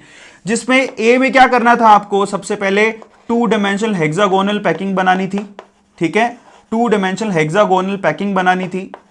ये फर्स्ट लेयर इस तरह से कंप्लीट हो जाती है आपकी, ठीक है। बी के लिए आपको क्या करना था, सारे टेट्राहेड्रल वॉइड कवर करने थे, टेट्राहेड्रल वॉइड, तो ये आपके कौन से हो जाते, ये आपकी बी टाइप की पैकिंग हो जाती। और सी के लिए आपको क्या करना था, सारे ऑक्टाहेड्रल वॉइड कवर करने थे, याद है आप लोगों को, सारे ऑक्टाहेड्रल वॉइड कवर करने थे। तो यहां पर क्या हो रहा है ना, मेन 2 तरह के जो वॉइड होते हैं पैकिंग के अंदर, टेट्रा, 3 डायमेंशनल पैकिंग के अंदर, टेट्रा एंड ऑक्टा, ये दोनों के आपको दर्शन हो जाते हैं एफसीसी और सीसीपी के अंदर। सबको समझ में आ गया। तो हमको यह समझना है कि टेट्राहेड्रल वॉइड एक्चुअल में यूनिट सेल में कहां होते हैं, उनकी पोजीशन क्या होती है, ये सवाल बहुत बार पूछा जाता है। और ऑक्टाहेड्रल वॉइड कहां होते हैं, तो सबसे पहले तो हम लोग ये जान लें कि टेट्राहेड्रल वॉइड का मतलब क्या है, वो मैंने लास्ट टाइम आपको बता दिया था। टेट्राहेड्रल वॉइड का मतलब 4 बॉल से मिलके, 4 एटम से मिलके बनने वाले वॉइड को टेट्राहेड्रल वॉइड कहते हैं।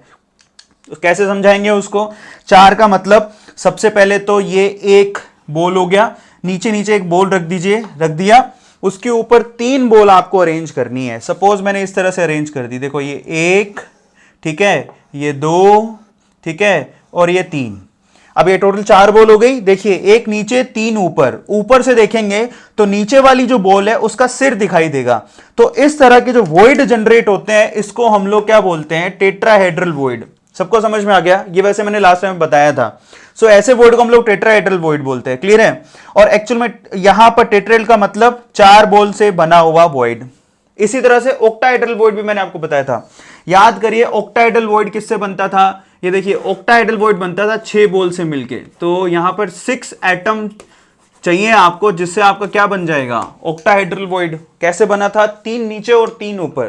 तो जब 3 नीचे और 3 ऊपर बॉल अरेंज करोगे तो बीच में ऐसे ऐसे नहीं दिखेगा, यहां पर तो नीचे वाली बॉल का सिर दिख रहा है, लेकिन जब 3 नीचे और 3 ऊपर अरेंज करोगे तो नीचे आपको दिखाई नहीं देगा। आप खुद से दिमाग लगाओ, इमेजिन करो, सारा इमेजिनेशन का खेल है। यहां पर 3 बॉल ऐसे है, ये 1, ये 2 और ये 3। आया सबको समझ में। इसी तरह से इसी के ऊपर 3 बॉल और लगानी है, ये 1, ये 2 और ये 3। तो टोटल कुछ ऐसा स्टार सा बन जाएगा, ये देखिए इस तरह से, ये यहां पर यूं और उसके बाद यहां पर ये यूं, इस तरह से। तो बीच में आपको जगह खाली दिखेगी, दिखाई दे रहा है। इस तरह के वॉइड को हम लोग क्या बोलते हैं, इस तरह के वॉइड को हम लोग ऑक्टाहेड्रल वॉइड बोलते हैं। सिंपल तरीका याद करने का, ऑक्टाहेड्रल वॉइड। तो ये हो गए हमारे पास सबसे पहले तो वॉइड कैसे बनते हैं। अब ये कहां होते हैं एफसीसी या सीसीपी के अंदर, उनकी पोजीशन को जानना है। सबको समझ में आ गया। इसको तो टेट्राहेड्रल और उसको ऑक्टाहेड्रल। तो मैं आपको शॉर्ट ट्रिक बताता हूं, उसके बाद मैं उसको एक्सप्लेन भी करूंगा। पहले ध्यान से समझें पोजीशन क्या होती है। सबसे पहले तो मैं आपको बताता हूं, जरा ध्यान से उसको देखो। ये तो मैंने आपको बता दिया है जी वो दिखते कैसे हैं। अब मैं आपको बताता हूं किधर किधर होते हैं। सबसे पहले मैं आपको टेट्राहेड्रल वॉइड के बारे में बताता हूं, बहुत इंपॉर्टेंट है। टेट्राहेड्रल जो वॉइड होते हैं वो किधर होते हैं, ठीक है, मैं क्लियर करता हूं। टेट्राहेड्रल वॉइड बच्चों बॉडी डायगोनल पे होते हैं, ये याद रखना है, बॉडी डायगोनल। ठीक है, बॉडी डायगोनल पे होते हैं, और वो भी एक नहीं दो होते हैं। ठीक है, ये ध्यान रखना है, बॉडी डायगोनल पे एक नहीं दो होते हैं। अब ये कैसे होते हैं मैं आपको डायग्राम बना के समझाऊंगा, सबको समझ में आ गया है। लेकिन पहले आप याद कर लो कि टेट्राहेड्रल वॉइड किधर होते हैं, बॉडी डायगोनल पे। Now what is body diagonal? आप जिस कमरे में बैठ के वीडियो देख रहे हो, ठीक है, वो 3 डायमेंशन है, उसमें बॉडी डायगोनल किधर होएगा, उस पूरी बॉडी का डायगोनल, मतलब आप एक ऊपर वाला कॉर्नर पकड़ लो। ठीक है, अब देखिए अगर आप सीधा फेस पर जाओगे, यहां से लेके यहां तक लाइन खींचूं तो उसको फेस डायगोनल कहते हैं। लेकिन अगर मैं उस कॉर्नर को लूं, उसके जस्ट सामने अपोजिट बिल्कुल नीचे वाला कॉर्नर ले रहा हूं, तो उसको बॉडी डायगोनल कहते हैं, वहां से लेके वहां तक। समझ में आ गया? तो इस तरह से तो हुआ तुम्हारा कमरे के अंदर जब यूं खड़े हो तो बॉडी डायगोनल हो गया, जबकि अगर मैं यूं खड़ा हो जाऊं तो ये फेस डायगोनल कहलाता है। क्लियर हो गया? फेस का जो हमारे पास डायगोनल है फेस डायगोनल, और बॉडी का जो डायगोनल है वो बॉडी डायगोनल कहलाता है। तो यहां पर ये ध्यान रखना है, टेट्राहेड्रल वॉइड बॉडी डायगोनल में होते हैं और दो होते हैं। अब मैं दो होते हैं, कैसे होते हैं मैं आपको थोड़ी देर में डायग्राम से समझाता हूं। अब वो बॉडी डायगोनल, मतलब बॉडी डायगोनल पे ऐसी क्या पोजीशन बन जाती है कि वहां पर 4 आपको दिखाई देते हैं, वो भी मैं आप लोगों को बताता हूं। ठीक है, तो जरा ध्यान से उसको देखो, उसको समझेंगे कैसे। तो देखिए यहां पर सबसे पहले तो एफसीसी का मतलब होता है cubic close packing, face centred cubic close packing होता कि नहीं होता? तो चलो देखो, face centred cubic close packing पहले यहां पर बनाता हूं, बनाने के बाद मैं आप लोगों को समझाता हूं। तो देखो face centred cubic close packing बना रहा हूं, ठीक है। सो देखिए यहां पर face centred cubic close packing के लिए आपको क्या करना पड़ेगा, आपको क्यूब बनाना पड़ेगा। सबसे पहले तो ये लीजिए, मैंने एक क्यूब बना दिया, ठीक है, ध्यान से उसको समझिएगा। ये मैंने क्यूब बना दिया है जी, बना दिया। अब ये इसको फेस सेंटर्ड बनाओ।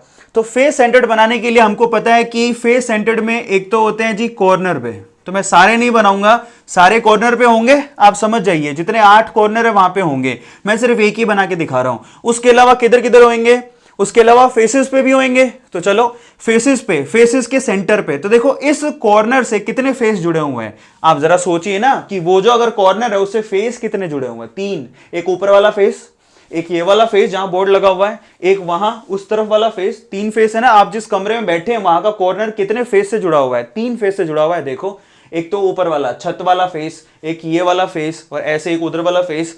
कॉर्नर इस कमरे के अंदर 3 फेस से जुड़ा हुआ है। तो देखिए यहां पर 3 फेस कौन से हुए, एक तो ये ऊपर वाला फेस, तो ऊपर वाले फेस के सेंटर पे एकदम यहां पर लग रहा है, एक ऊपर वाले फेस के एकदम सेंटर पे एक एटम है, दिखाई दे रहा है सब लोगों को, है कि नहीं है? ऊपर वाला, इसको अपर फेस बोलते हैं, यू लिख देता हूं, अपर फेस। आया सबको समझ में? एक बैक फेज होगा, इसके जस्ट पीछे एक फेज है, उसके बिल्कुल सेंटर पे दूसरा एटम होएगा, नहीं होएगा क्या? तो ये दूसरा एटम हो गया, सही है, ये देखिए। और एक उसका साइड फेस, ये देखिए, उसके सेंटर पे भी एक एटम होएगा, ये लीजिए, हुआ कि नहीं हुआ? तो टोटल 4 हो गए, दिखाई दे रहा है?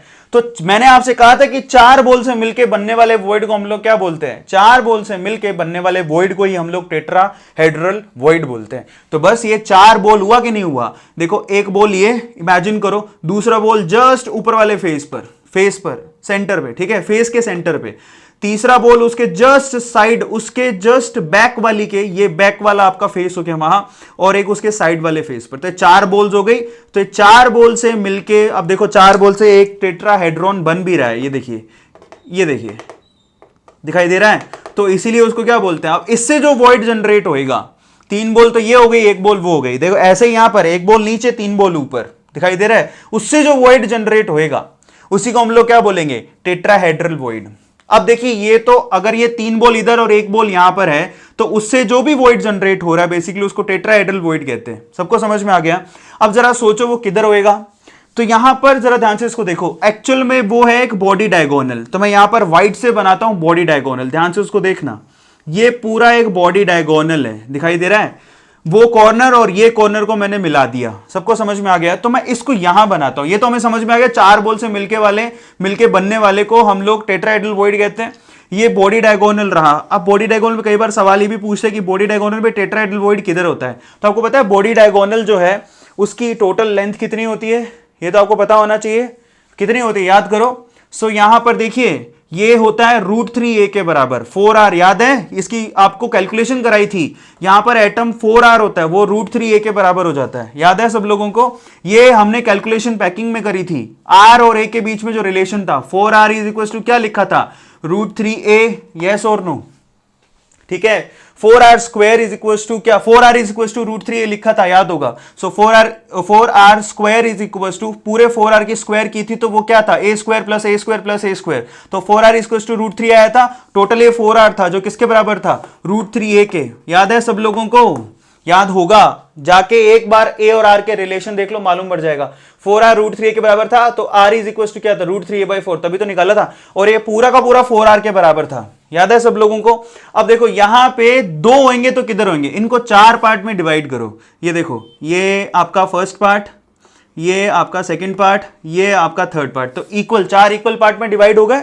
अब आपके देखो टेट्राहेड्रल वॉइड किधर होते हैं, एक तो ये होता है जी टेट्राहेड्रल वॉइड, ये तो सेंटर पॉइंट आ गया, इधर नहीं होएगा। आपकी बॉल या तो उस कॉर्नर पे होएंगी, ये देखो या तो ये उस कॉर्नर पर है या फिर ये इस कॉर्नर पर है, बीच में थोड़े ही है, तो सेंटर पॉइंट पे नहीं है, या फिर ये टेट्राहेड्रल वॉइड है, तो इसको हम लोग टेट्राहेड्रल वॉइड बोलते हैं।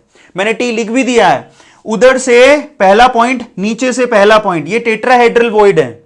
आपको कई किताब में ऐसा नहीं मिलेगा, ध्यान से उसको देख लो। जिसको ये समझ में आ गया मतलब उसका काम हो गया, और ये सवाल बहुत बार पूछे जाते हैं।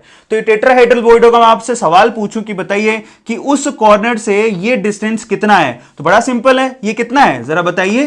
That is very simple, that is root 3a/4। ऐसा क्यों हुआ, क्योंकि टोटल लेंथ रूट 3a है, तो ये लेंथ कितना हुआ, रूट 3a/4। मैं आपसे कहूं कि बताइए ये लेंथ कितना हुआ, तो ये लेंथ भी कितना होगा, रूट 3a/4। ये लीजिए, तो कॉर्नर से रूट 3a/4 डिस्टेंस पर टेट्राहेड्रल वॉइड होगा, ये भी हमने गैस कर लिया कितना आसानी से। पहले मैंने बताया टेट्राहेड्रल वॉइड कहां पर होता है, बॉडी डायगोनल पे। कितने होते हैं, 2 होते हैं। वो कैसे होते हैं वो भी मैं आपको दिखा रहा हूं। देखिए यहां पर 2 है, एक ये रहा टेट्राहेड्रल वॉइड और एक ये रहा। बॉडी डायगोनल पे 2 टेट्राहेड्रल वॉइड होते हैं। कितनी डिस्टेंस पर होते हैं, रूट 3a/4 डिस्टेंस पर होते हैं। ये टोटल डिस्टेंस रूट 3a है, तो ये डिस्टेंस कितना हो गया, रूट 3a/4। दैट्स इट, सबको समझ में आ गया। तो इसको हम लोग क्या बोलते हैं, टेट्राहेड्रल वॉइड। टेट्राहेड्रल वॉइड किससे बनते हैं, 4 बोल से। वो मैंने समझा दिया, 4 बोल किधर किधर है, एक कॉर्नर पे, ठीक है, एक कॉर्नर पे, जरा ध्यान से इसको देखो। एक तो हमारे पास कॉर्नर पे है, बाकी 3 किधर है, बाकी 3 फेसेस पर है। ये रहा दूसरा, ये रहा तीसरा और ये चौथा, ये फेसेस पर है। खुद से जिस कमरे में बैठे वहां इमेजिन करके देख लो। ये वो कॉर्नर, एक बॉल यहां होगी, एक बॉल यहां होगी और एक बॉल उसके सामने वाले फेस पर होगी। इन तीनों से मिलके, इन चारों से मिलके बनने वाले वॉइड को, जो नीचे से हमें दिखाई देगा, उसको हम लोग टेट्राहेड्रल वॉइड बोलते हैं। यहां से नीचे से हमें दिखाई भी देगा वो, उसको टेट्राहेड्रल वॉइड बोलते हैं। जैसे कि यहां से हमें दिखाई दे रहा था नीचे वाली बॉल, तो इसको टेट्राहेड्रल वॉइड बोलते हैं। क्लियर हो गया, तो ये मतलब निकलता है। उसके बाद अब सवाल है कि ऑक्टाहेड्रल वॉइड किधर होते हैं, तो मैं नीचे बना के दिखाता हूं, और ये मोस्ट प्रोबेबली लास्ट टॉपिक होएगा। सो चलिए गाइस, अब जानते हैं ऑक्टाहेड्रल वॉइड किधर होते हैं। तो सबसे पहले तो मैं लिख के बताता हूं ऑक्टाहेड्रल वॉइड, ध्यान से इसको देखिए। ऑक्टाहेड्रल वॉइड की पोजीशन बताता हूं, लिखता हूं, उसके बाद मैं आपको बताऊंगा। देखिए ऑक्टाहेड्रल वॉइड कैसे बनते हैं ये मैंने ऊपर बता दिया आपको कम से कम 6 एटम चाहिए, ठीक है। तो एफसीसी में ही ऑक्टाहेड्रल वॉइड होते हैं। किधर होते हैं जरा ध्यान से उसको पोजीशन को समझें। ऑक्टाहेड्रल वॉइड एक तो होते हैं बिल्कुल बॉडी के सेंटर पे, ध्यान से समझिएगा, बॉडी के सेंटर पे, बहुत ही इंपॉर्टेंट है। बॉडी के सेंटर पे ऑक्टाहेड्रल वॉइड होते हैं, ठीक है। तो ये मैं आपको अभी मैं आपको बना के दिखाऊंगा कि ऑक्टाहेड्रल वॉइड कैसे हो गए, बड़ा आसान है। और दूसरी उनकी पोजीशन कहां होती है, देखिए उनकी सेकंड पोजीशन जहां पर आपको 6 मिलेंगे बॉडी सेंटर के अलावा, वो होता है उनका एज, हर एक एज का सेंटर पॉइंट। तो मैं लिखता हूं एज सेंटर पॉइंट। अब ये क्या होता है मैं आपको बताता हूं, एज सेंटर पॉइंट। ये 2 जगहें ऐसी होती हैं जहां पर 6 बॉल से घिरा हुआ वॉइड मिलेगा आपको। दोबारा बोलता हूं, 6 एटम से घिरा हुआ वॉइड मिलेगा। एक तो कहां पर, एज सेंटर पॉइंट पे, और एक बॉडी सेंटर पे। अब कैसे आए इमेजिन करते हैं, देखो बड़ा आसान है। सबसे पहले तो आपको उसके लिए क्या चाहिए, आपको उसके लिए देखो, ये डायग्राम में नहीं होस्पोज कर रहा हूं, आपको बनाने में काम आएगा, यहां बनाता हूं फ्रेशली। तो देखो सबसे पहले तो आपको उसके लिए क्या चाहिए, क्यूब चाहिए। ध्यान से उसको देखते रहिएगा, फिर उसके बाद ऑक्टाहेड्रल समझा दूंगा। डायग्राम को ध्यान से देख लीजिएगा, अपने आप समझ में आ जाएगा कि देखिए सबसे पहले तो हमने क्यूब बना लिया, ठीक है। अब हमें 6 बॉल से घिरा हुआ वॉइड, सबसे पहले 6 बॉल चाहिए। तो जरा सोचो, मैंने बताया सबसे पहले तो बॉडी सेंटर, बॉडी के सेंटर के अंदर, तो बॉडी के सेंटर के अंदर तो होएगा ही ना। जरा ध्यान से देखो बॉडी के सेंटर में कैसे हो गया, देखो टोटल 6 फेसेस होते हैं। ये देखिए, ये पीछे वाले बैक फेस का सेंटर पॉइंट दिखाई दे रहा है, फ्रंट फेज का सेंटर पॉइंट। बैक फेज में एक एटम होएगा, एक फ्रंट फेज में एटम होएगा, एक ऊपर वाले फेज में एटम होएगा, एक नीचे वाले फेज में एटम होएगा। नहीं होएगा क्या, एक आगे वाले फेज में एटम होएगा, एक पीछे वाले फेज में एटम होएगा।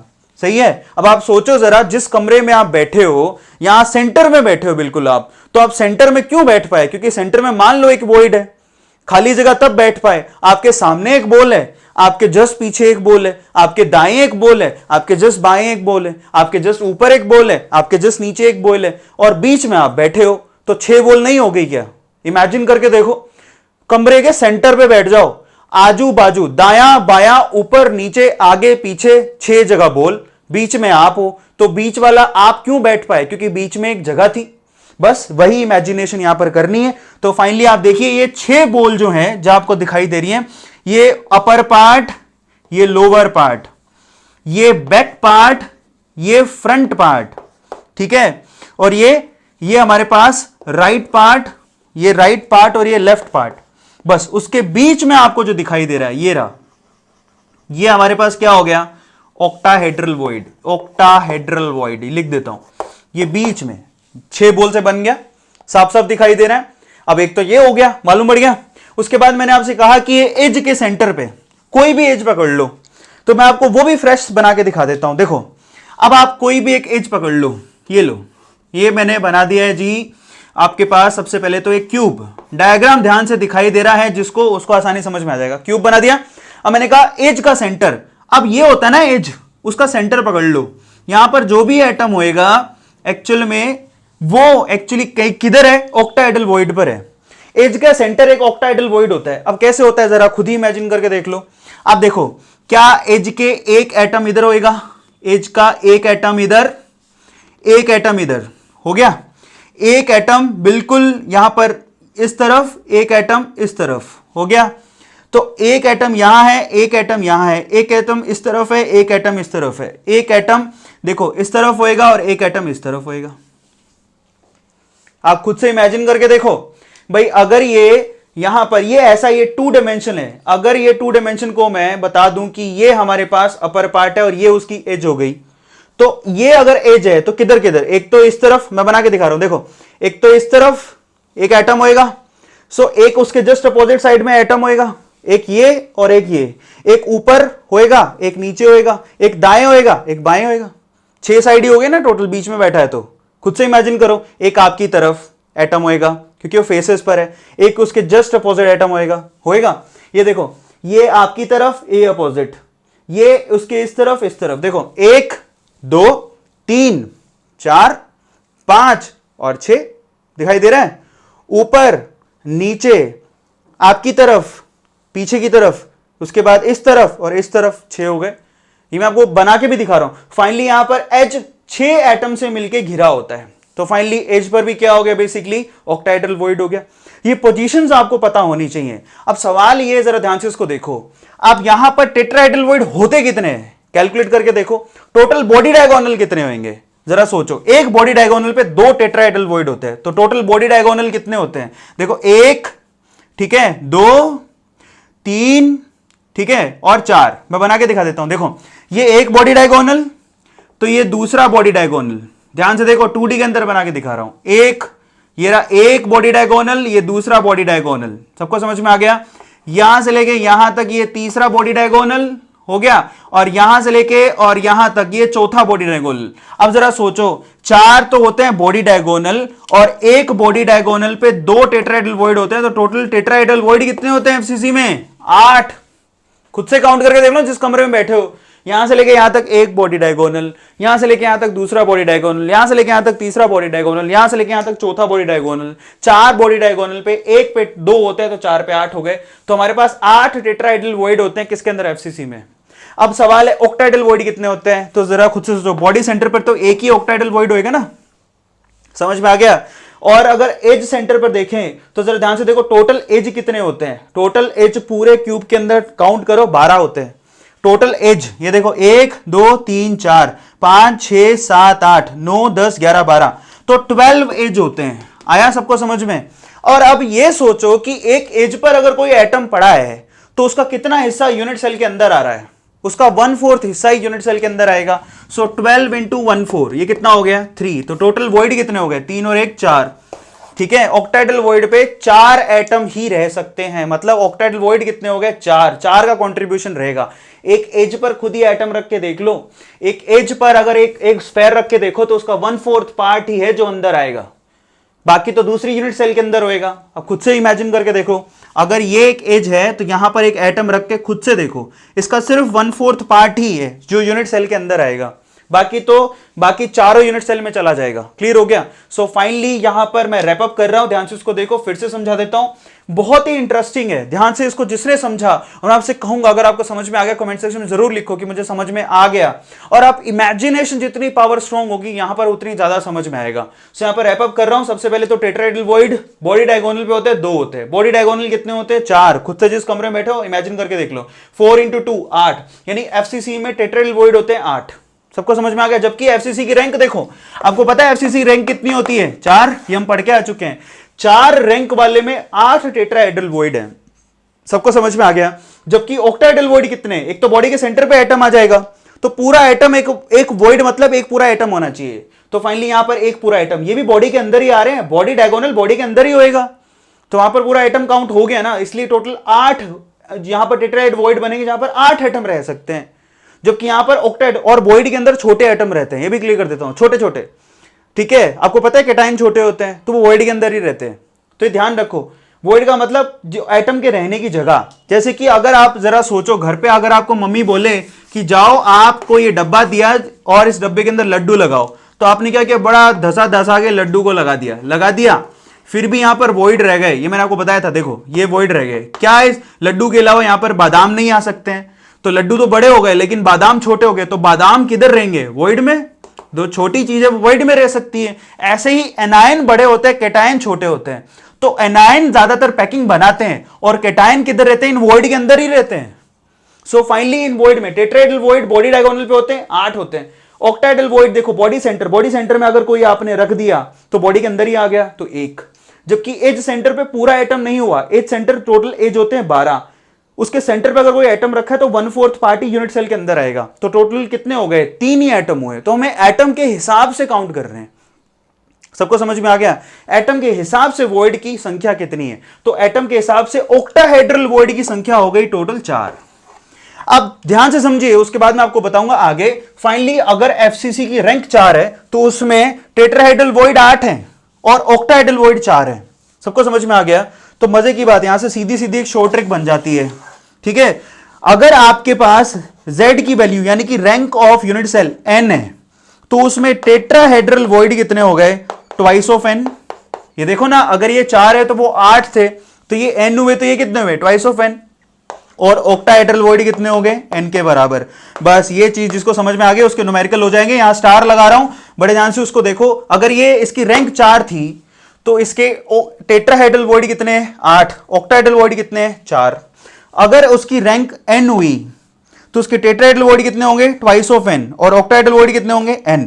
बस ये समझ में आ गया, समझो आगे वाले न्यूमेरिकल हो गए। सो गाइस यहां पर फटाफट से इसका स्क्रीनशॉट ले लो। सो चलिए गाइस, सबसे पहले हम लोग एक क्वेश्चन करते हैं जो कि आई थिंक रह गया था, मुझसे किसी स्टूडेंट ने पूछा तो उसका जवाब दे रहा हूं। देखिए क्वेश्चन क्या है, कोऑर्डिनेशन नंबर ऑफ बीसीसी। आपसे पूछा गया कि body centred cubic close packing का कोऑर्डिनेशन नंबर कितना होता है। ठीक है, सो और ये आप ये पैकिंग जो है बेसिकली उसको किस कैटेगरी में डालोगे, ये सवाल भी है। सबसे पहले तो आप जरा सोचो body centred cubic close packing का मतलब क्या है, जरा ध्यान से उसको समझिएगा। Body centred cubic close packing, सबसे पहले तो क्यूबिक क्लोज पैकिंग बनाओ। ठीक है, सबसे पहले अपने को क्या करना है? क्यूब बनाना है। ये लीजिए मैंने एक क्यूब बना दिया, ध्यान से उसको देखिएगा। ठीक है, सो यहां पर मैंने एक क्यूब बना दिया, ये लीजिए। ठीक है, अब ये बॉडी सेंटर्ड कब कहलाएगा? ये बॉडी सेंटर्ड तब कहलाएगा जब आप क्या करो, आप इनके कॉर्नर्स पे तो रखोगे ही। ये देखो 1 2 3 4 रख दिए, 4 ऊपर, मतलब ये तो सेंटर पॉइंट है। आप यहां पर एक बड़ा सा एटम रखे, वो आ रहा है समझ में? इस तरह से, ये तो जानते ही हो आप पहले से। इसी तरह से नीचे 5 6 7 और 8 रख दिए आप लोगों ने। आपको ना सिर्फ कॉर्नर पे रखना है, बॉडी सेंटर में बीचों बीच एक एटम और रखना है, मतलब बॉक्स के अंदर डालना है। सबसे पहले आपको तो 4 नीचे लगा लिए, फिर आपने क्या किया मैं आपको अभी समझाऊंगा। 4 नीचे लगाए, फिर आपने 1 रखा, फिर 4 ऊपर लगाए। जरा ध्यान से इसको समझे, बॉडी के बीचों बीच एक एटम और पड़ा हुआ है। आया सबको समझ में? इसी को हम लोग body centred cubic close packing बोलते हैं। अब आप इमेजिन करो कि यहां पर कोऑर्डिनेशन नंबर कितना होना चाहिए। कोऑर्डिनेशन नंबर मतलब नियरेस्ट नेबर्स या फिर टचिंग नेबर्स भी बोल सकते हो, टचिंग एटम्स कितने होंगे? देखो ये जो छोटा सा अंदर आपको एटम दिखाई दे रहा है, उसके नीचे भी 4 हैं, उसके ऊपर भी 4 हैं, तो टोटल यहां पर टचिंग एटम कितने हो गए? 8। बड़ी सिंपल सी बात है। ये ऐसा ही है, जरा ध्यान से इसको देखो। अगर मैं बनाना चाहूं तो इसको ऐसे बना सकता हूं। देखो सबसे पहले तो आपने क्या किया, ये देखो 1 2 3 4, 4 लगाए। फिर उसके बाद आपने क्या किया, इनके बीच में जो आपके पास खाली जगह दिखाई दे रही है वहां पे आपने क्या करा, एक एटम लगाया इस तरह से। आया सबको समझ में? ये एटम लगा दिया। सबसे पहले नीचे 4 बोल, फिर ऊपर उनके जो वॉइड था उनके बीच में आपने क्या किया, एक बोल को यहां पर डाल दिया वॉइड के अंदर। फिर आपने क्या किया, इनके ऊपर 4 बोल और रख दी। ये ऐसा ही है, नीचे 4 बोल, फिर उनके वॉइड के बीच में, इनके बीच में जो वॉइड बन रहा है वहां पे एक बोल डाल दिया, फिर ऊपर 4 बोल। तो टोटल कितना हो गया? 8 बोल। इनके ऊपर 4 बोल। अब आप बोल्स को कैसे दिखाऊं, ऐसे राउंड दिखा देता हूं। इनके ऊपर 4 बोल। सो टोटल कोऑर्डिनेशन नंबर कितना हो गया? 8। सबको समझ में आया? अब सवाल है कि ये पैकिंग कैसी है। आप जरा देखो ये पैकिंग है कैसी। हमने ना लास्ट टाइम पे 3D जो पैकिंग थी उसको इस तरह से हमने डिवाइड किया था। जरा ध्यान से उसको देखो। 3D पैकिंग को हमने क्या किया था, फाइनली मैंने कहा था 3 तरह की होती है, या फिर उसको 2 पार्ट में डिवाइड कर सकते हो। कैसे? एक तो स्क्वायर पैकिंग से आगे की तरफ जाएगा, ठीक है, SQUARE। एक तो स्क्वायर पैकिंग से आगे की तरफ जाएगा, और एक हेक्सागोनल पैकिंग से आगे की तरफ जाएगा। ध्यान से उसको देखो। उसको इस तरह से भी डिवाइड कर सकते हो, square packing and hexagonal packing. Square packing मतलब इनमें जो फर्स्ट लेयर होगी वो 2D स्क्वायर होगी। स्क्वायर पैकिंग का मतलब क्या है? स्क्वायर पैकिंग का मतलब है जो फर्स्ट लेयर ए टाइप की लेयर है वो हमेशा 2D स्क्वायर पैकिंग होगी। आया सबको समझ में? उसको हम लोग क्या बोलेंगे? स्क्वायर पैकिंग कहेंगे, 3D स्क्वायर। जबकि हेक्सागोनल पैकिंग के अंदर क्या होएगा, इनकी जो फर्स्ट लेयर होएगी ए, वो कैसी होएगी? हेक्सागोनल, 2D हेक्सागोनल पैकिंग होएगी, 2D हेक्सागोनल। बस यही अंतर है। इनका फर्स्ट पैकिंग 2D स्क्वायर होगा, उनका फर्स्ट जो आपके पास लेयर होगा वो 2D हेक्सागोनल होएगा। ठीक है, सबको समझ में आ गया?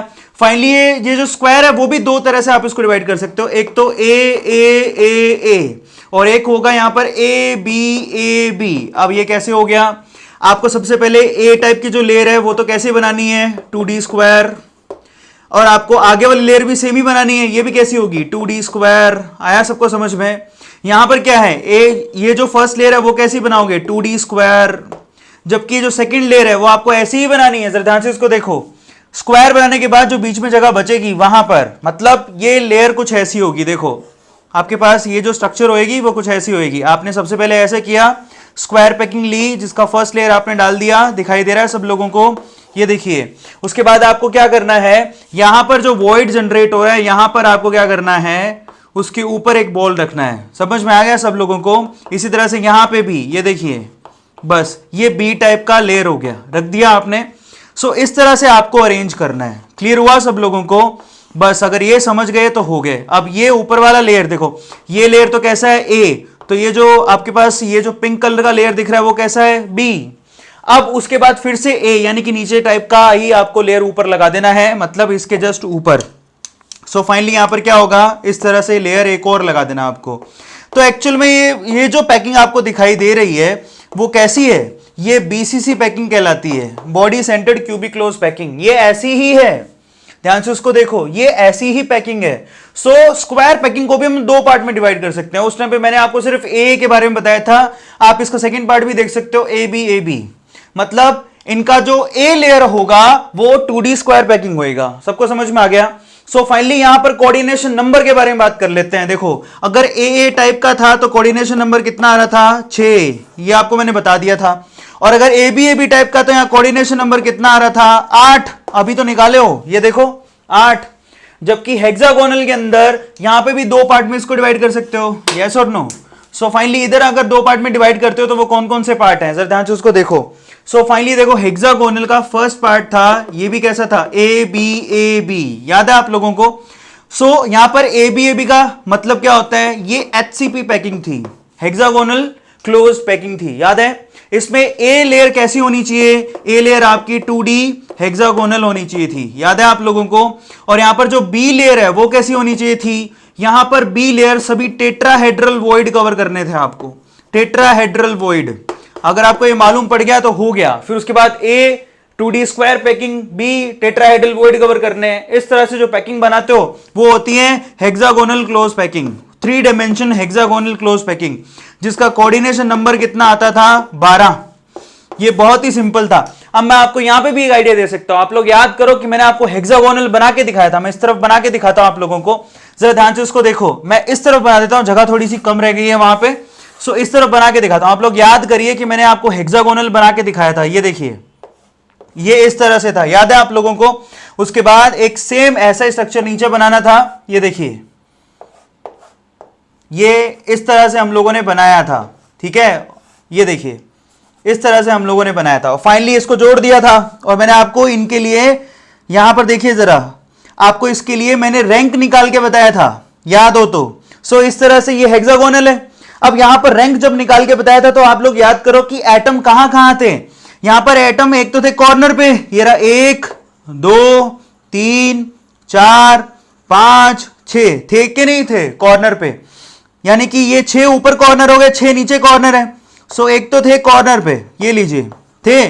और फिर मैंने आपसे कहा था 3 बिल्कुल बॉडी के अंदर भी होते हैं, ये 1 ये 2 और ये 3। सो इस तरह से एटम थे, लेकिन ये अकेले नहीं थे, इसके अलावा फेस जो 2 अपोजिट फेस थे वहां पर भी एटम थे, बाकी फेसेस पे नहीं थे, 2 अपोजिट फेस पे लेने हैं, ये ध्यान रखना है आप लोगों को। सो फाइनली अब यहां पर अगर कोऑर्डिनेशन नंबर निकालना है, जरा सोचो आप लोग कि अगर ये जो फेस के बीचों बीच ये जो एटम आपको दिखाई दे रहा है, ये वाला एटम दिखाई दे रहा है सब लोगों को, उसके ठीक नीचे 3 है, ठीक है। ऑब्वियसली पूरा क्रिस्टल होएगा तो ऐसी स्ट्रक्चर उसके ऊपर भी होएगी, ठीक नीचे 3 है, ठीक ऊपर भी कितने होंगे 3, और आजू बाजू देखो 6 है कि नहीं है, 1 2 3 4 5 6, ठीक नीचे 3 ठीक ऊपर 3 और आजू बाजू 6, तो टोटल कितना हो गया 12। यहां तो साफ ही नजर आ रहा है। तो एचसीपी के अंदर जो कोऑर्डिनेशन नंबर होता है वो 12 होता है। क्लियर हो गया सब लोगों को। और फिर एक और बनाया था आपने, कौन सा, इसमें था ए बी सी। इसमें ए तो आपकी कैसी होनी चाहिए 2D हेक्सागोनल, बी कैसा होना चाहिए था, आपको टेट्राहेड्रल वॉइड कवर करने थे, और सी कैसा होना चाहिए था, ऑक्टाहेड्रल वॉइड कवर करने थे। समझ में आ गया। इस पैकिंग को हम लोग क्या बोलते थे, मैं यहां पर एक लाइन लगा देता हूं जिससे डिफरेंशिएट हो जाए। इस पैकिंग को हम लोग बोलते थे सीसीपी या फिर एफसीसी, एक ही बात है, क्यूबिक क्लोज पैकिंग या फिर face centred cubic close packing. Clear हो गया। सो अगर ये जिसको ध्यान रह गया वो कभी भी कंफ्यूजन में नहीं रहेगा। और इसके लिए भी कोऑर्डिनेशन नंबर मैंने आपसे कहा था, एक बार बुक में जाके डायग्राम देखिए, आपको बड़ा आसानी से अंदाजा हो जाएगा। इसका कोऑर्डिनेशन नंबर भी 12 भी था। तो देखो यहां पर कोऑर्डिनेशन नंबर, इसका कोऑर्डिनेशन नंबर 6, इसका कोऑर्डिनेशन नंबर 8, इसका कोऑर्डिनेशन नंबर 12, इसका कोऑर्डिनेशन नंबर 12। और कोऑर्डिनेशन नंबर का मतलब बड़ा ही सिंपल होता है, नियरेस्ट नेबर्स। तो इस तरह से आपको कोऑर्डिनेशन नंबर निकालने थे और इस तरह से इनको अरेंज करना था। तो स्क्वायर पैकिंग भी 2 तरह से हमने कर दी है, हेक्सागोनल पैकिंग भी 2 तरह से कर दी है। अब आपको अंदाजा हो गया होगा, स्क्वायर पैकिंग ए टाइप की और ए बी टाइप की। और ए बी टाइप की स्क्वायर पैकिंग को हम लोग क्या बोलते हैं, बीसीसी। यहां पर लिख देता हूं, दिस इज कॉल्ड बीसीसी, ठीक है। So now this is body centred cubic close packing, this one is hexagonal cubic close packing and this one is CCP cubic close packing या face centred cubic close packing. ये देखिए अब आपके सामने सारी चीजें मैंने रख दी। 3 डायमेंशनल पैकिंग को हमने अब 2 से 4 पार्ट में डिवाइड कर दिया। In this kind 2 square and hexagonal, उसके बाद 2 और। क्लियर हो गया। सो फाइनली इस तरह से इसको हमने डिफरेंशिएट कर दिया। आई थिंक अब तो आपको समझ में आ गया होगा कि एक्चुअल में पिक्चर है क्या। चलिए, सो फाइनली ये मतलब निकलता है इसका कोऑर्डिनेशन नंबर का, स्पेशली फॉर बीसीसी। और मैंने यहां पर सारी चीजें आपको समझा दी। फटाफट से इसका स्क्रीनशॉट ले लो। अब अपन क्या करते हैं, कुछ एक क्वेश्चन करते हैं फैंटास्टिक, जो कि किस पे बेस्ड होंगे, लास्ट लेक्चर की थ्योरी के ऊपर। सो चलिए फटाफट से स्क्रीनशॉट ले लीजिए, उसके बाद आगे चलते हैं। ले लीजिए। सो चलिए गाइस, अब क्वेश्चन करते हैं। लास्ट टाइम पे जो मैंने आपको थ्योरी बताई थी, जिसमें मैं आपको टेट्राहेड्रल एंड ऑक्टाहेड्रल वॉइड के बारे में बताए थे, आप लोग याद करिए। मैंने आपको ये कहा था, मैं इस तरफ लिख देता हूं, चलिए यहां लिख देता हूं, ठीक है। अगर किसी भी क्रिस्टल के लिए रैंक अगर कितनी हो, n हो, z किसके बराबर हो, n के बराबर, तो उसमें जो टेट्राहेड्रल वॉइड होंगे, टेट्राहेड्रल वॉइड, ये मैंने प्रूव भी करके बताया था, ट्वाइस ऑफ n होंगे। और ऑक्टाहेड्रल वॉइड कितने होंगे, दैट इज n। क्लियर हो गया। सो ये चीज मैंने आपको लास्ट लेक्चर में बताई थी, और उसके अकॉर्डिंग हम लोग क्वेश्चन करते हैं, बड़े आसान होते हैं, ठीक है। बहुत ध्यान से इसको देखिएगा, क्वेश्चन कैसे आते हैं और उनको आंसर कैसे करना होता है। देखिए क्वेश्चन लिखिए मेरे साथ। क्वेश्चन क्या कहता है, कहता है इन अ क्यूबिक पैक्ड। अब आप देखिए, आपको पहले से ही कह दिया उसने, in a cubic packed structure of oxide, ठीक है, मिक्स्ड ऑक्साइड स्ट्रक्चर कैसी है, क्यूबिक, क्यूबिक क्लोज पैकिंग यानी कि सीसीपी हो गया। अब बताइए सीसीपी के अंदर, अब वो खुद ही कह रहा है सीसीपी स्ट्रक्चर है तो z का वैल्यू कितना होएगा 4, क्यूबिक क्लोज पैकिंग के लिए सीसीपी किसको बोलते हैं, याद करिए, सीसीपी का मतलब एफसीसी, एफसीसी का रैंक कितना होता था 4, ये आप निकाल चुके हो। और अगर z की वैल्यू 4 है मतलब रैंक 4 है, तो इसका मतलब उसके अंदर टेट्राहेड्रल वॉइड कितने होंगे, टेट्राहेड्रल वॉइड होंगे 8, ऑक्टाहेड्रल वॉइड कितने होंगे 4। सिंपल सी बात है, वो हमें तो पहले लाइन से मालूम पड़ गया कि भैया इसमें टेट्राहेड्रल वॉइड 8 है और ऑक्टाहेड्रल वॉइड 4 है, सबको समझ में आ गया। अब आप देखिए आगे क्या बोलता है, the lattice is made up of oxide ion, कहता है कि लेटिस किसने बनाया, ऑक्साइड आयन ने बनाया। अब सबसे पहले तो इसका मतलब देखिए इसमें है क्या क्या, पहले सवाल पूरा पढ़ लेते हैं। The lattice is made up of oxide ion, यानी कि एफसीसी का जो पूरा लेटिस है वो ऑक्साइड आयन ने बनाया है। अब एफसीसी मतलब फेस सेंटर्ड क्लोज पैकिंग। अब इसको जरा सोचिए भाई, इस तरह से पहले तो क्यूबिक क्लोज पैकिंग बनाओ, ये क्यूब हो गया। अब ये फेस सेंटर्ड कब कहलाएगा, जब आप इसके कॉर्नर पे रख दोगे एटम्स, ये देखिए कॉर्नर पे रख दिए हम लोगों ने, ये देखिए टोटल कॉर्नर कितने होते हैं 8, और उसके अलावा अपने फेसेस पे भी रखोगे तो ये 1, ये 2, ये 3, ये 4, ये 5, ये 6 फेस हो गए। तो फाइनली अगर ऑक्साइड पूरी एफसीसी पैकिंग बनाती है तो इसका मतलब कॉर्नर पे ऑक्साइड्स हैं और फेसेस पे ऑक्साइड्स हैं, सबको समझ में आ गया। तो अगर मैं पूछूं कि इस यूनिट के अंदर ऑक्साइड कितने हैं तो 4, भाई ऑक्साइड कितने होंगे, z की वैल्यू 4 है तो ऑक्साइड 4 हो गए, इसका मतलब ऑक्सीजन जो है यूनिट के अंदर वो 4 है, ये तो पहले से ही मालूम पड़ गया। क्लियर हो गया सब लोगों को। तो यहां पर देखिए एक एक चीज को ध्यान से देखते रहिएगा। The lattice is made up by oxide ion, तो यहां पर ये लेटिस ऑक्साइड आयन ने बनाया है, इसका मतलब ऑक्सीजन 4 हो गए यूनिट के अंदर। चलिए अब आगे देखिए, कहता है 1/5 of tetrahedral voids occupied by x+2। अब ये कहता है कि इसमें जितने टेट्राहेड्रल वॉइड होंगे उसका 1/5 पार्ट x+2 ने कवर कर लिया। तो अब जरा सोचिए x+2 ने अगर कवर किया है तो यहां पर 1/5 पार्ट कवर किया है। सबसे पहले देखिए टेट्राहेड्रल वॉइड कितने होते हैं 8, 1 का 5वां हिस्सा कवर किया है तो 8 का भी 5वां हिस्सा कवर करेगा, तो 8/5 में क्या है हमारे पास x है, यही तो लाइन में बोल रहा है 1/5 of tetrahedral voids occupied by x+2। Clear हो गया। हमें इसकी ये यहां पर ऑक्सीडेशन स्टेट लिखी है उससे कोई मतलब नहीं है, आपको ये सोचना कि x किधर है, x है यहां पर टेट्राहेड्रल वॉइड में, और वो भी सभी टेट्राहेड्रल वॉइड में नहीं है, 8 के 8 टेट्राहेड्रल वॉइड में नहीं है, 1/5 पार्ट में है, तो मैंने लिख दिया 8 के 5वें हिस्से में x है, खत्म हो गया। अब आगे क्या कहता है, half of octahedral voids occupied by a y+3, मतलब इसमें y टाइप का भी एटम है और उसने क्या किया है ऑक्टाहेड्रल वॉइड कवर किए हैं, वो भी हाफ। तो पहले ऑक्टाहेड्रल वॉइड कितने होते हैं 4, 4 का हाफ कर दो, सिंपल। तो यहां पर देखिए x जो है टोटल टेट्राहेड्रल वॉइड के 1/5 पार्ट में, y है टोटल ऑक्टाहेड्रल वॉइड के हाफ पार्ट में, और ऑक्सीजन ने कहां कवर किया है पूरी एफसीसी लेटिस बनाई है, तो इसका मतलब x तो हो गया 8/5, y हो गया 4/2 और ऑक्सीजन कितनी है 4। अब इसको सिंप्लीफाई कर लो, सभी को क्या करो 5 से मल्टीप्लाई कर दो, तो 5 से मल्टीप्लाई कर दोगे तो x कितना हो जाएगा 8, y कितना हो जाएगा, देखिए 5 से मल्टीप्लाई करते ही y हो जाएगा कितना, सो 20 एंड o कितना हो जाएगा, ठीक है। यहां पर o कितना हो जाएगा जरा चेक करो, अगर 5 से ही मल्टीप्लाई कर दिया तो, सॉरी यहां पर 5 से इसको मल्टीप्लाई किया तो ये तो हो गया 8, ये हो गया 10, सॉरी इट्स नॉट 20 इट्स 10, नीचे 2 भी तो है ना। सो फाइनली यहां पर ये कितना हुआ, दिस इज 4 × 5 दैट इज 20, ये लीजिए सबको मैंने 5 से मल्टीप्लाई कर दिया, इसको भी 5 से मल्टीप्लाई कर दिया, इसको भी 5 से मल्टीप्लाई कर दिया, इसको भी 5 से मल्टीप्लाई कर दिया सिंप्लीफाई, क्योंकि फ्रैक्शन में नहीं होते हैं हमारे जो मॉलिक्यूलर फॉर्मूला होता है, कभी देखा है क्या, फ्रैक्शन में नहीं होता है। तो यहां पर जनरल फॉर्म में ऐसे होता है फॉर्मूला, तो उसको सिंप्लीफाई कर लिया, यहां पर 8 आया या 10 आया 20 आया, इसको और सिंप्लीफाई कर सकते हो कैसे, सो फाइनली 8 का कितना लिख दो 4, 10 का कितना लिख सकते हो 5, और यहां पर 20 का कितना लिख सकते हो 10। सो फाइनली अब इससे ज्यादा तो सिंप्लीफाई कर नहीं सकते, सिंप्लीफाई करोगे तो ये किसमें डेसिमल में चला जाएगा जो पॉसिबल नहीं है। तो एक्चुअल में उसका फॉर्मूला क्या आ गया x4 y5 o10। क्लियर हो गया सब लोगों को। इस तरह से इन क्वेश्चंस को सोल्व करना होता है। वापस समझा देता हूं, क्वेश्चन क्या कहता है कि हमारे पास in a cubic packed structure of oxide the lattice is made up by oxides. जो लेटिस बनाया है एफसीसी को वो ऑक्साइड ने बनाया है, तो अगर लेटिस ऑक्साइड ने बनाया है तो लेटिस में बताइए आप एफसीसी के अंदर ऑक्सीजन कहां का प्रेजेंट होना चाहिए, तो कॉर्नर पे और फेसेस पे, इसके हिसाब से ऑक्सीजन तो 4 ही हुए इस यूनिट सेल के अंदर, तो मैंने 4 लिख दिया। उसके बाद आपसे कहा गया 1/5 पार्ट जो है टेट्राहेड्रल वॉइड की कौन कवर करता है, x। तो आप देखिए टेट्राहेड्रल वॉइड 8 है, उसका 1/5 पार्ट ले लो, सो 8/5 पार्ट में x है। उसके बाद half part of octahedral void कौन कवर कर रहा है, y। तो ऑक्टाहेड्रल वॉइड है 4, उसका हाफ पार्ट ले लो 4/2, ये कवर कौन कर रहा है, y। ये क्वेश्चन बहुत ही आसान होते हैं बच्चों के जैसे, इसलिए मैंने आपको एक क्वेश्चन कराया, ध्यान से उसको देखो, थोड़ा बहुत भी दिमाग लगा लोगे तो सीधे आंसर आएगा। अब इसको सिंप्लीफाई करना था, ठीक है, सबको मैंने 5 से मल्टीप्लाई कर दिया, एक्चुअल मैंने 5 से मल्टीप्लाई यहां से देख के किया है। सिंप्लीफाई बना, एक सिंपल नंबर में लेके आ जाओ इसको, तो यहां से 5 से ये कैंसिल हो गया, से 4/2 तो वैसे ही 2 था, तो 10 आना था, मैंने 2 पे ध्यान नहीं दिया था। सो फाइनली यहाँ 10 और यहाँ पर कितना हो गया 20। इसको और सिंप्लीफाई कर सकते हो, 8 का 4, 10 का 5 और 20 का कितना हो गया 10। अब इससे ज्यादा सिंप्लीफाई नहीं कर सकते हो, क्योंकि यहाँ पर 5 से ज्यादा अगर डिवाइड करने लगोगे तो ये डेसिमल में आ जाएगा, जो कि पॉसिबल नहीं है। क्लियर हो गया सब लोगों को। सो फाइनली इसका आंसर क्या बनेगा, x4 y5 and o10। अब आपकी बुक में क्वेश्चन इनको करके देखो तो ज्यादा अंदाजा होगा।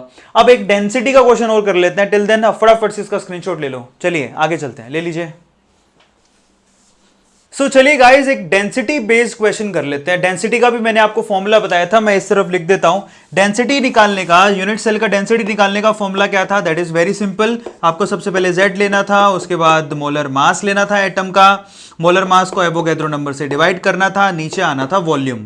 ये आप लोगों को याद होगा, इससे आप डेंसिटी निकालते हो, ठीक है। सो अब देखिए क्वेश्चन क्या कहता है, ये फॉर्मूला है और इसका इस्तेमाल कैसे करते हैं, क्वेश्चन कैसे आते हैं, जरा ध्यान से उसको देखो। क्वेश्चन लिखो मेरे साथ। क्वेश्चन ये है, एल्यूमिनियम क्रिस्टलाइजेज इन cubic unit.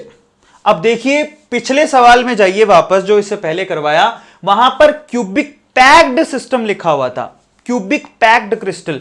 Cubic packed crystal तो वहां पर सीधे सीधे बता रहा था कि वो एफसीसी है, ध्यान से समझिए। वो तो कह रहा है क्यूबिक पैक्ड क्रिस्टल लिखा हो ना, तो इसका मतलब वो सीसीपी की बात कर रहा है। सीसीपी, ये रहा cubic close packing packed system, मतलब वो सीसीपी सीधे ही बता रहा है, लेकिन यहां पर सिर्फ क्यूबिक यूनिट सेल की बात कर रहा है।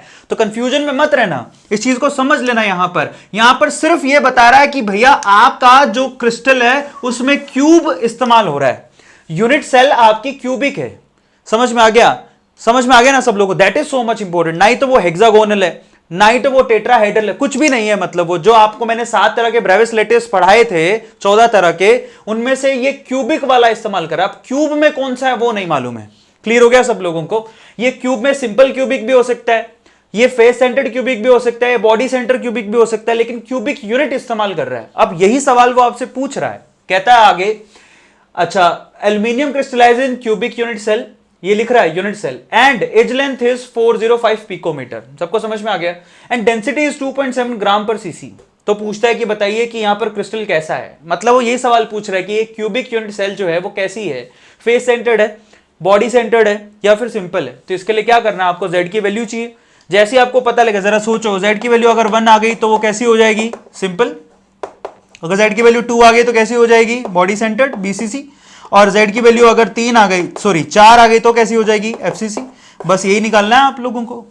इसके लिए आपको क्या करना है, वहां से मैंने आपसे कहा भी था कि ऐसे सवाल आते हैं जनरली, तो आपको कुछ नहीं करना, वो सामने वैल्यू दी हुई है। सबसे पहले तो देखो डेंसिटी, फॉर्मूला ये इस्तेमाल करना है, density is equal to Z into molar mass, yes और नो, मोलर मास, सही है, डिवाइड बाय क्या करोगे यहां पर, वॉल्यूम इंटू एवोगैड्रोस नंबर, यही है। अब आप यहां पर वैल्यूज सही तरीके से रखना, ये ग्राम पर सीसी में नहीं आएगा, ठीक है। ये सीसी यानी कि ये किसका यूनिट हो गया, सीसी, वॉल्यूम का। वॉल्यूम किस में लेना है, सीसी में नहीं लेना है, ठीक है, सेंटीमीटर क्यूब में नहीं, मीटर क्यूब में लेना है, और ग्राम में केजी लेना है। तो यहां पर क्या करोगे, सिंपली जब आपको ये ग्राम पर सीसी को केजी पर मीटर क्यूब में कन्वर्ट करना हो तो कुछ नहीं करना होता, 10⁻³ से मल्टीप्लाई कर दो। सिंपल शॉर्ट ट्रिक बता रहा हूं। वैसे भी ग्राम को केजी में लेके जाओगे तो 10⁻⁻3, यहां पर सीसी है, सी की क्यूब करोगे तो 10⁻³ ऊपर जाएगा।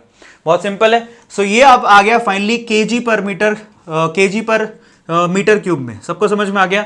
सो फाइनली 2.7 इंटू 10⁻³ लिखना था। Z की वैल्यू आपको निकालनी है। अब आपको एल्यूमिनियम का मोलर मास कितना होता है, एल्यूमिनियम का मोलर मास होता है 27, सही है। नीचे एवोगैड्रो नंबर लिखना था 6.626 इंटू 10⁻23, ठीक है, sorry 6.022, I am sorry 6.022 into 10⁻23। Actually कभी कभार क्या होता है ना, मुझे प्लांक कांस्टेंट याद आ जाता है, उसकी वैल्यू 6.626 थी ना यहाँ पे, वो कभी कभार में दिमाग में बैठ जाता है, लेकिन 10⁻30 -34 था वहां। तो आप थोड़ा सा कंफ्यूजन में कम ही रहिएगा। यहाँ पर एवोगैड्रो नंबर है 6.022 इंटू 10⁻23, ठीक है। सो क्योंकि अभी स्ट्रक्चर ऑफ एटम भी एक जगह पे चल रहा है तो इस वजह से कभी कभार झोल हो जाता है, बट 6.022 × 10⁻23 अवोगाद्रो नंबर रख दिया। अब आते हैं वॉल्यूम पर। वॉल्यूम किधर दिया हुआ है, तो देखो यहां पर दिया आपको एज लेंथ। एज लेंथ कितनी है यहां पर 405 पिको मीटर। बस अब आपको इसको क्या करना है, इसकी क्यूब करनी है क्योंकि क्यूबिक सिस्टम है। आपको वॉल्यूम कैसे मिलेगा, वॉल्यूम देखिए वॉल्यूम मिलता है ए क्यूब से, याद है आप लोगों को। सो फाइनली आपको कुछ नहीं करना, सो फाइनली यहां पर पिको का इस्तेमाल कर लो। ये आ गया 405 पिको। कितना होता है, कितना होता है पिको, सो फाइनली पिको होता है 10⁻⁻12। ठीक है, 10⁻⁻12 को पिको बोलते हैं, उसी क्या करनी है क्यूब। अब आप आराम से बैठ के पूरे को सोल्व करो, z का वैल्यू कितना आएगा 4। आप करके देखो, मैं आप सबसे कहूंगा z का वैल्यू जब 4 आ जाएगा तो ये स्ट्रक्चर कैसा हो गया, FCC। सिंपल, इस तरह से आपको आंसर निकालना है। सबको समझ में आ गया। सो फाइनली ये वैल्यूज इस तरह से रखनी है, बस ये वैल्यूज इंपॉर्टेंट है। z की वैल्यू निकालो, इन सबको इधर ले जाओ, 27 से डिवाइड करोगे तो z की वैल्यू 4 आएगी। क्लियर हो गया सब लोगों को। सो फाइनली गाइस यहां पे हमने एक और क्वेश्चन कर लिया। आई होप आप लोगों को समझ में आ गया होगा कि डेंसिटी के क्वेश्चन और वॉइड से रिलेटेड क्वेश्चन कैसे करना है। अब आप अपनी एनसीईआरटी निकाल लो फटाफट से, इनके क्वेश्चन सोल्व करो। नहीं आए तो मुझे आप मैसेज कर सकते हो। नेक्स्ट वीडियो में मैं आपको, मतलब ये चैप्टर खत्म होते हैं, हमें वैसे भी प्रैक्टिस तो करनी है, मैं आपको और भी क्वेश्चन कराऊंगा। ठीक है, टिल देन आप अच्छे से इसकी प्रैक्टिस करो। और एक खास बात, पी ब्लॉक अनअकैडमी पर मैंने शुरू कर दिया, जिसके 6 लेक्चर आज मैंने अपलोड किए हैं, 6 लेक्चर। और फटाफट से मैंने कम्युनिटी के अंदर भी उसका मैसेज डाल दिया था, आप एक बार जाके जरूर देखो। और होमवर्क डिस्क्रिप्शन बॉक्स में गिवन है, जिसको क्लिक करके जरूर देखिएगा। अपना होमवर्क टाइम से कंप्लीट करिए। ठीक है, केमिस्ट्री के लेक्चर समय से देखिए और इन वीडियोस को उन बच्चों को शेयर करिए जो कोचिंग अफोर्ड नहीं कर सकते। गाइस, जितना मैसेज स्प्रेड आउट कर सकते हो उतना मैसेज फैलाओ कि हमें कोचिंग फ्री इंडिया चाहिए। So guys, stay tuned with us. Subscribe करना मत भूलिएगा, बेल आइकन के बटन को दबाइएगा और वीडियोस को शेयर कीजिएगा। चलिए अगली वीडियो मिलते हैं। Till then, thank you so much, thanks a lot.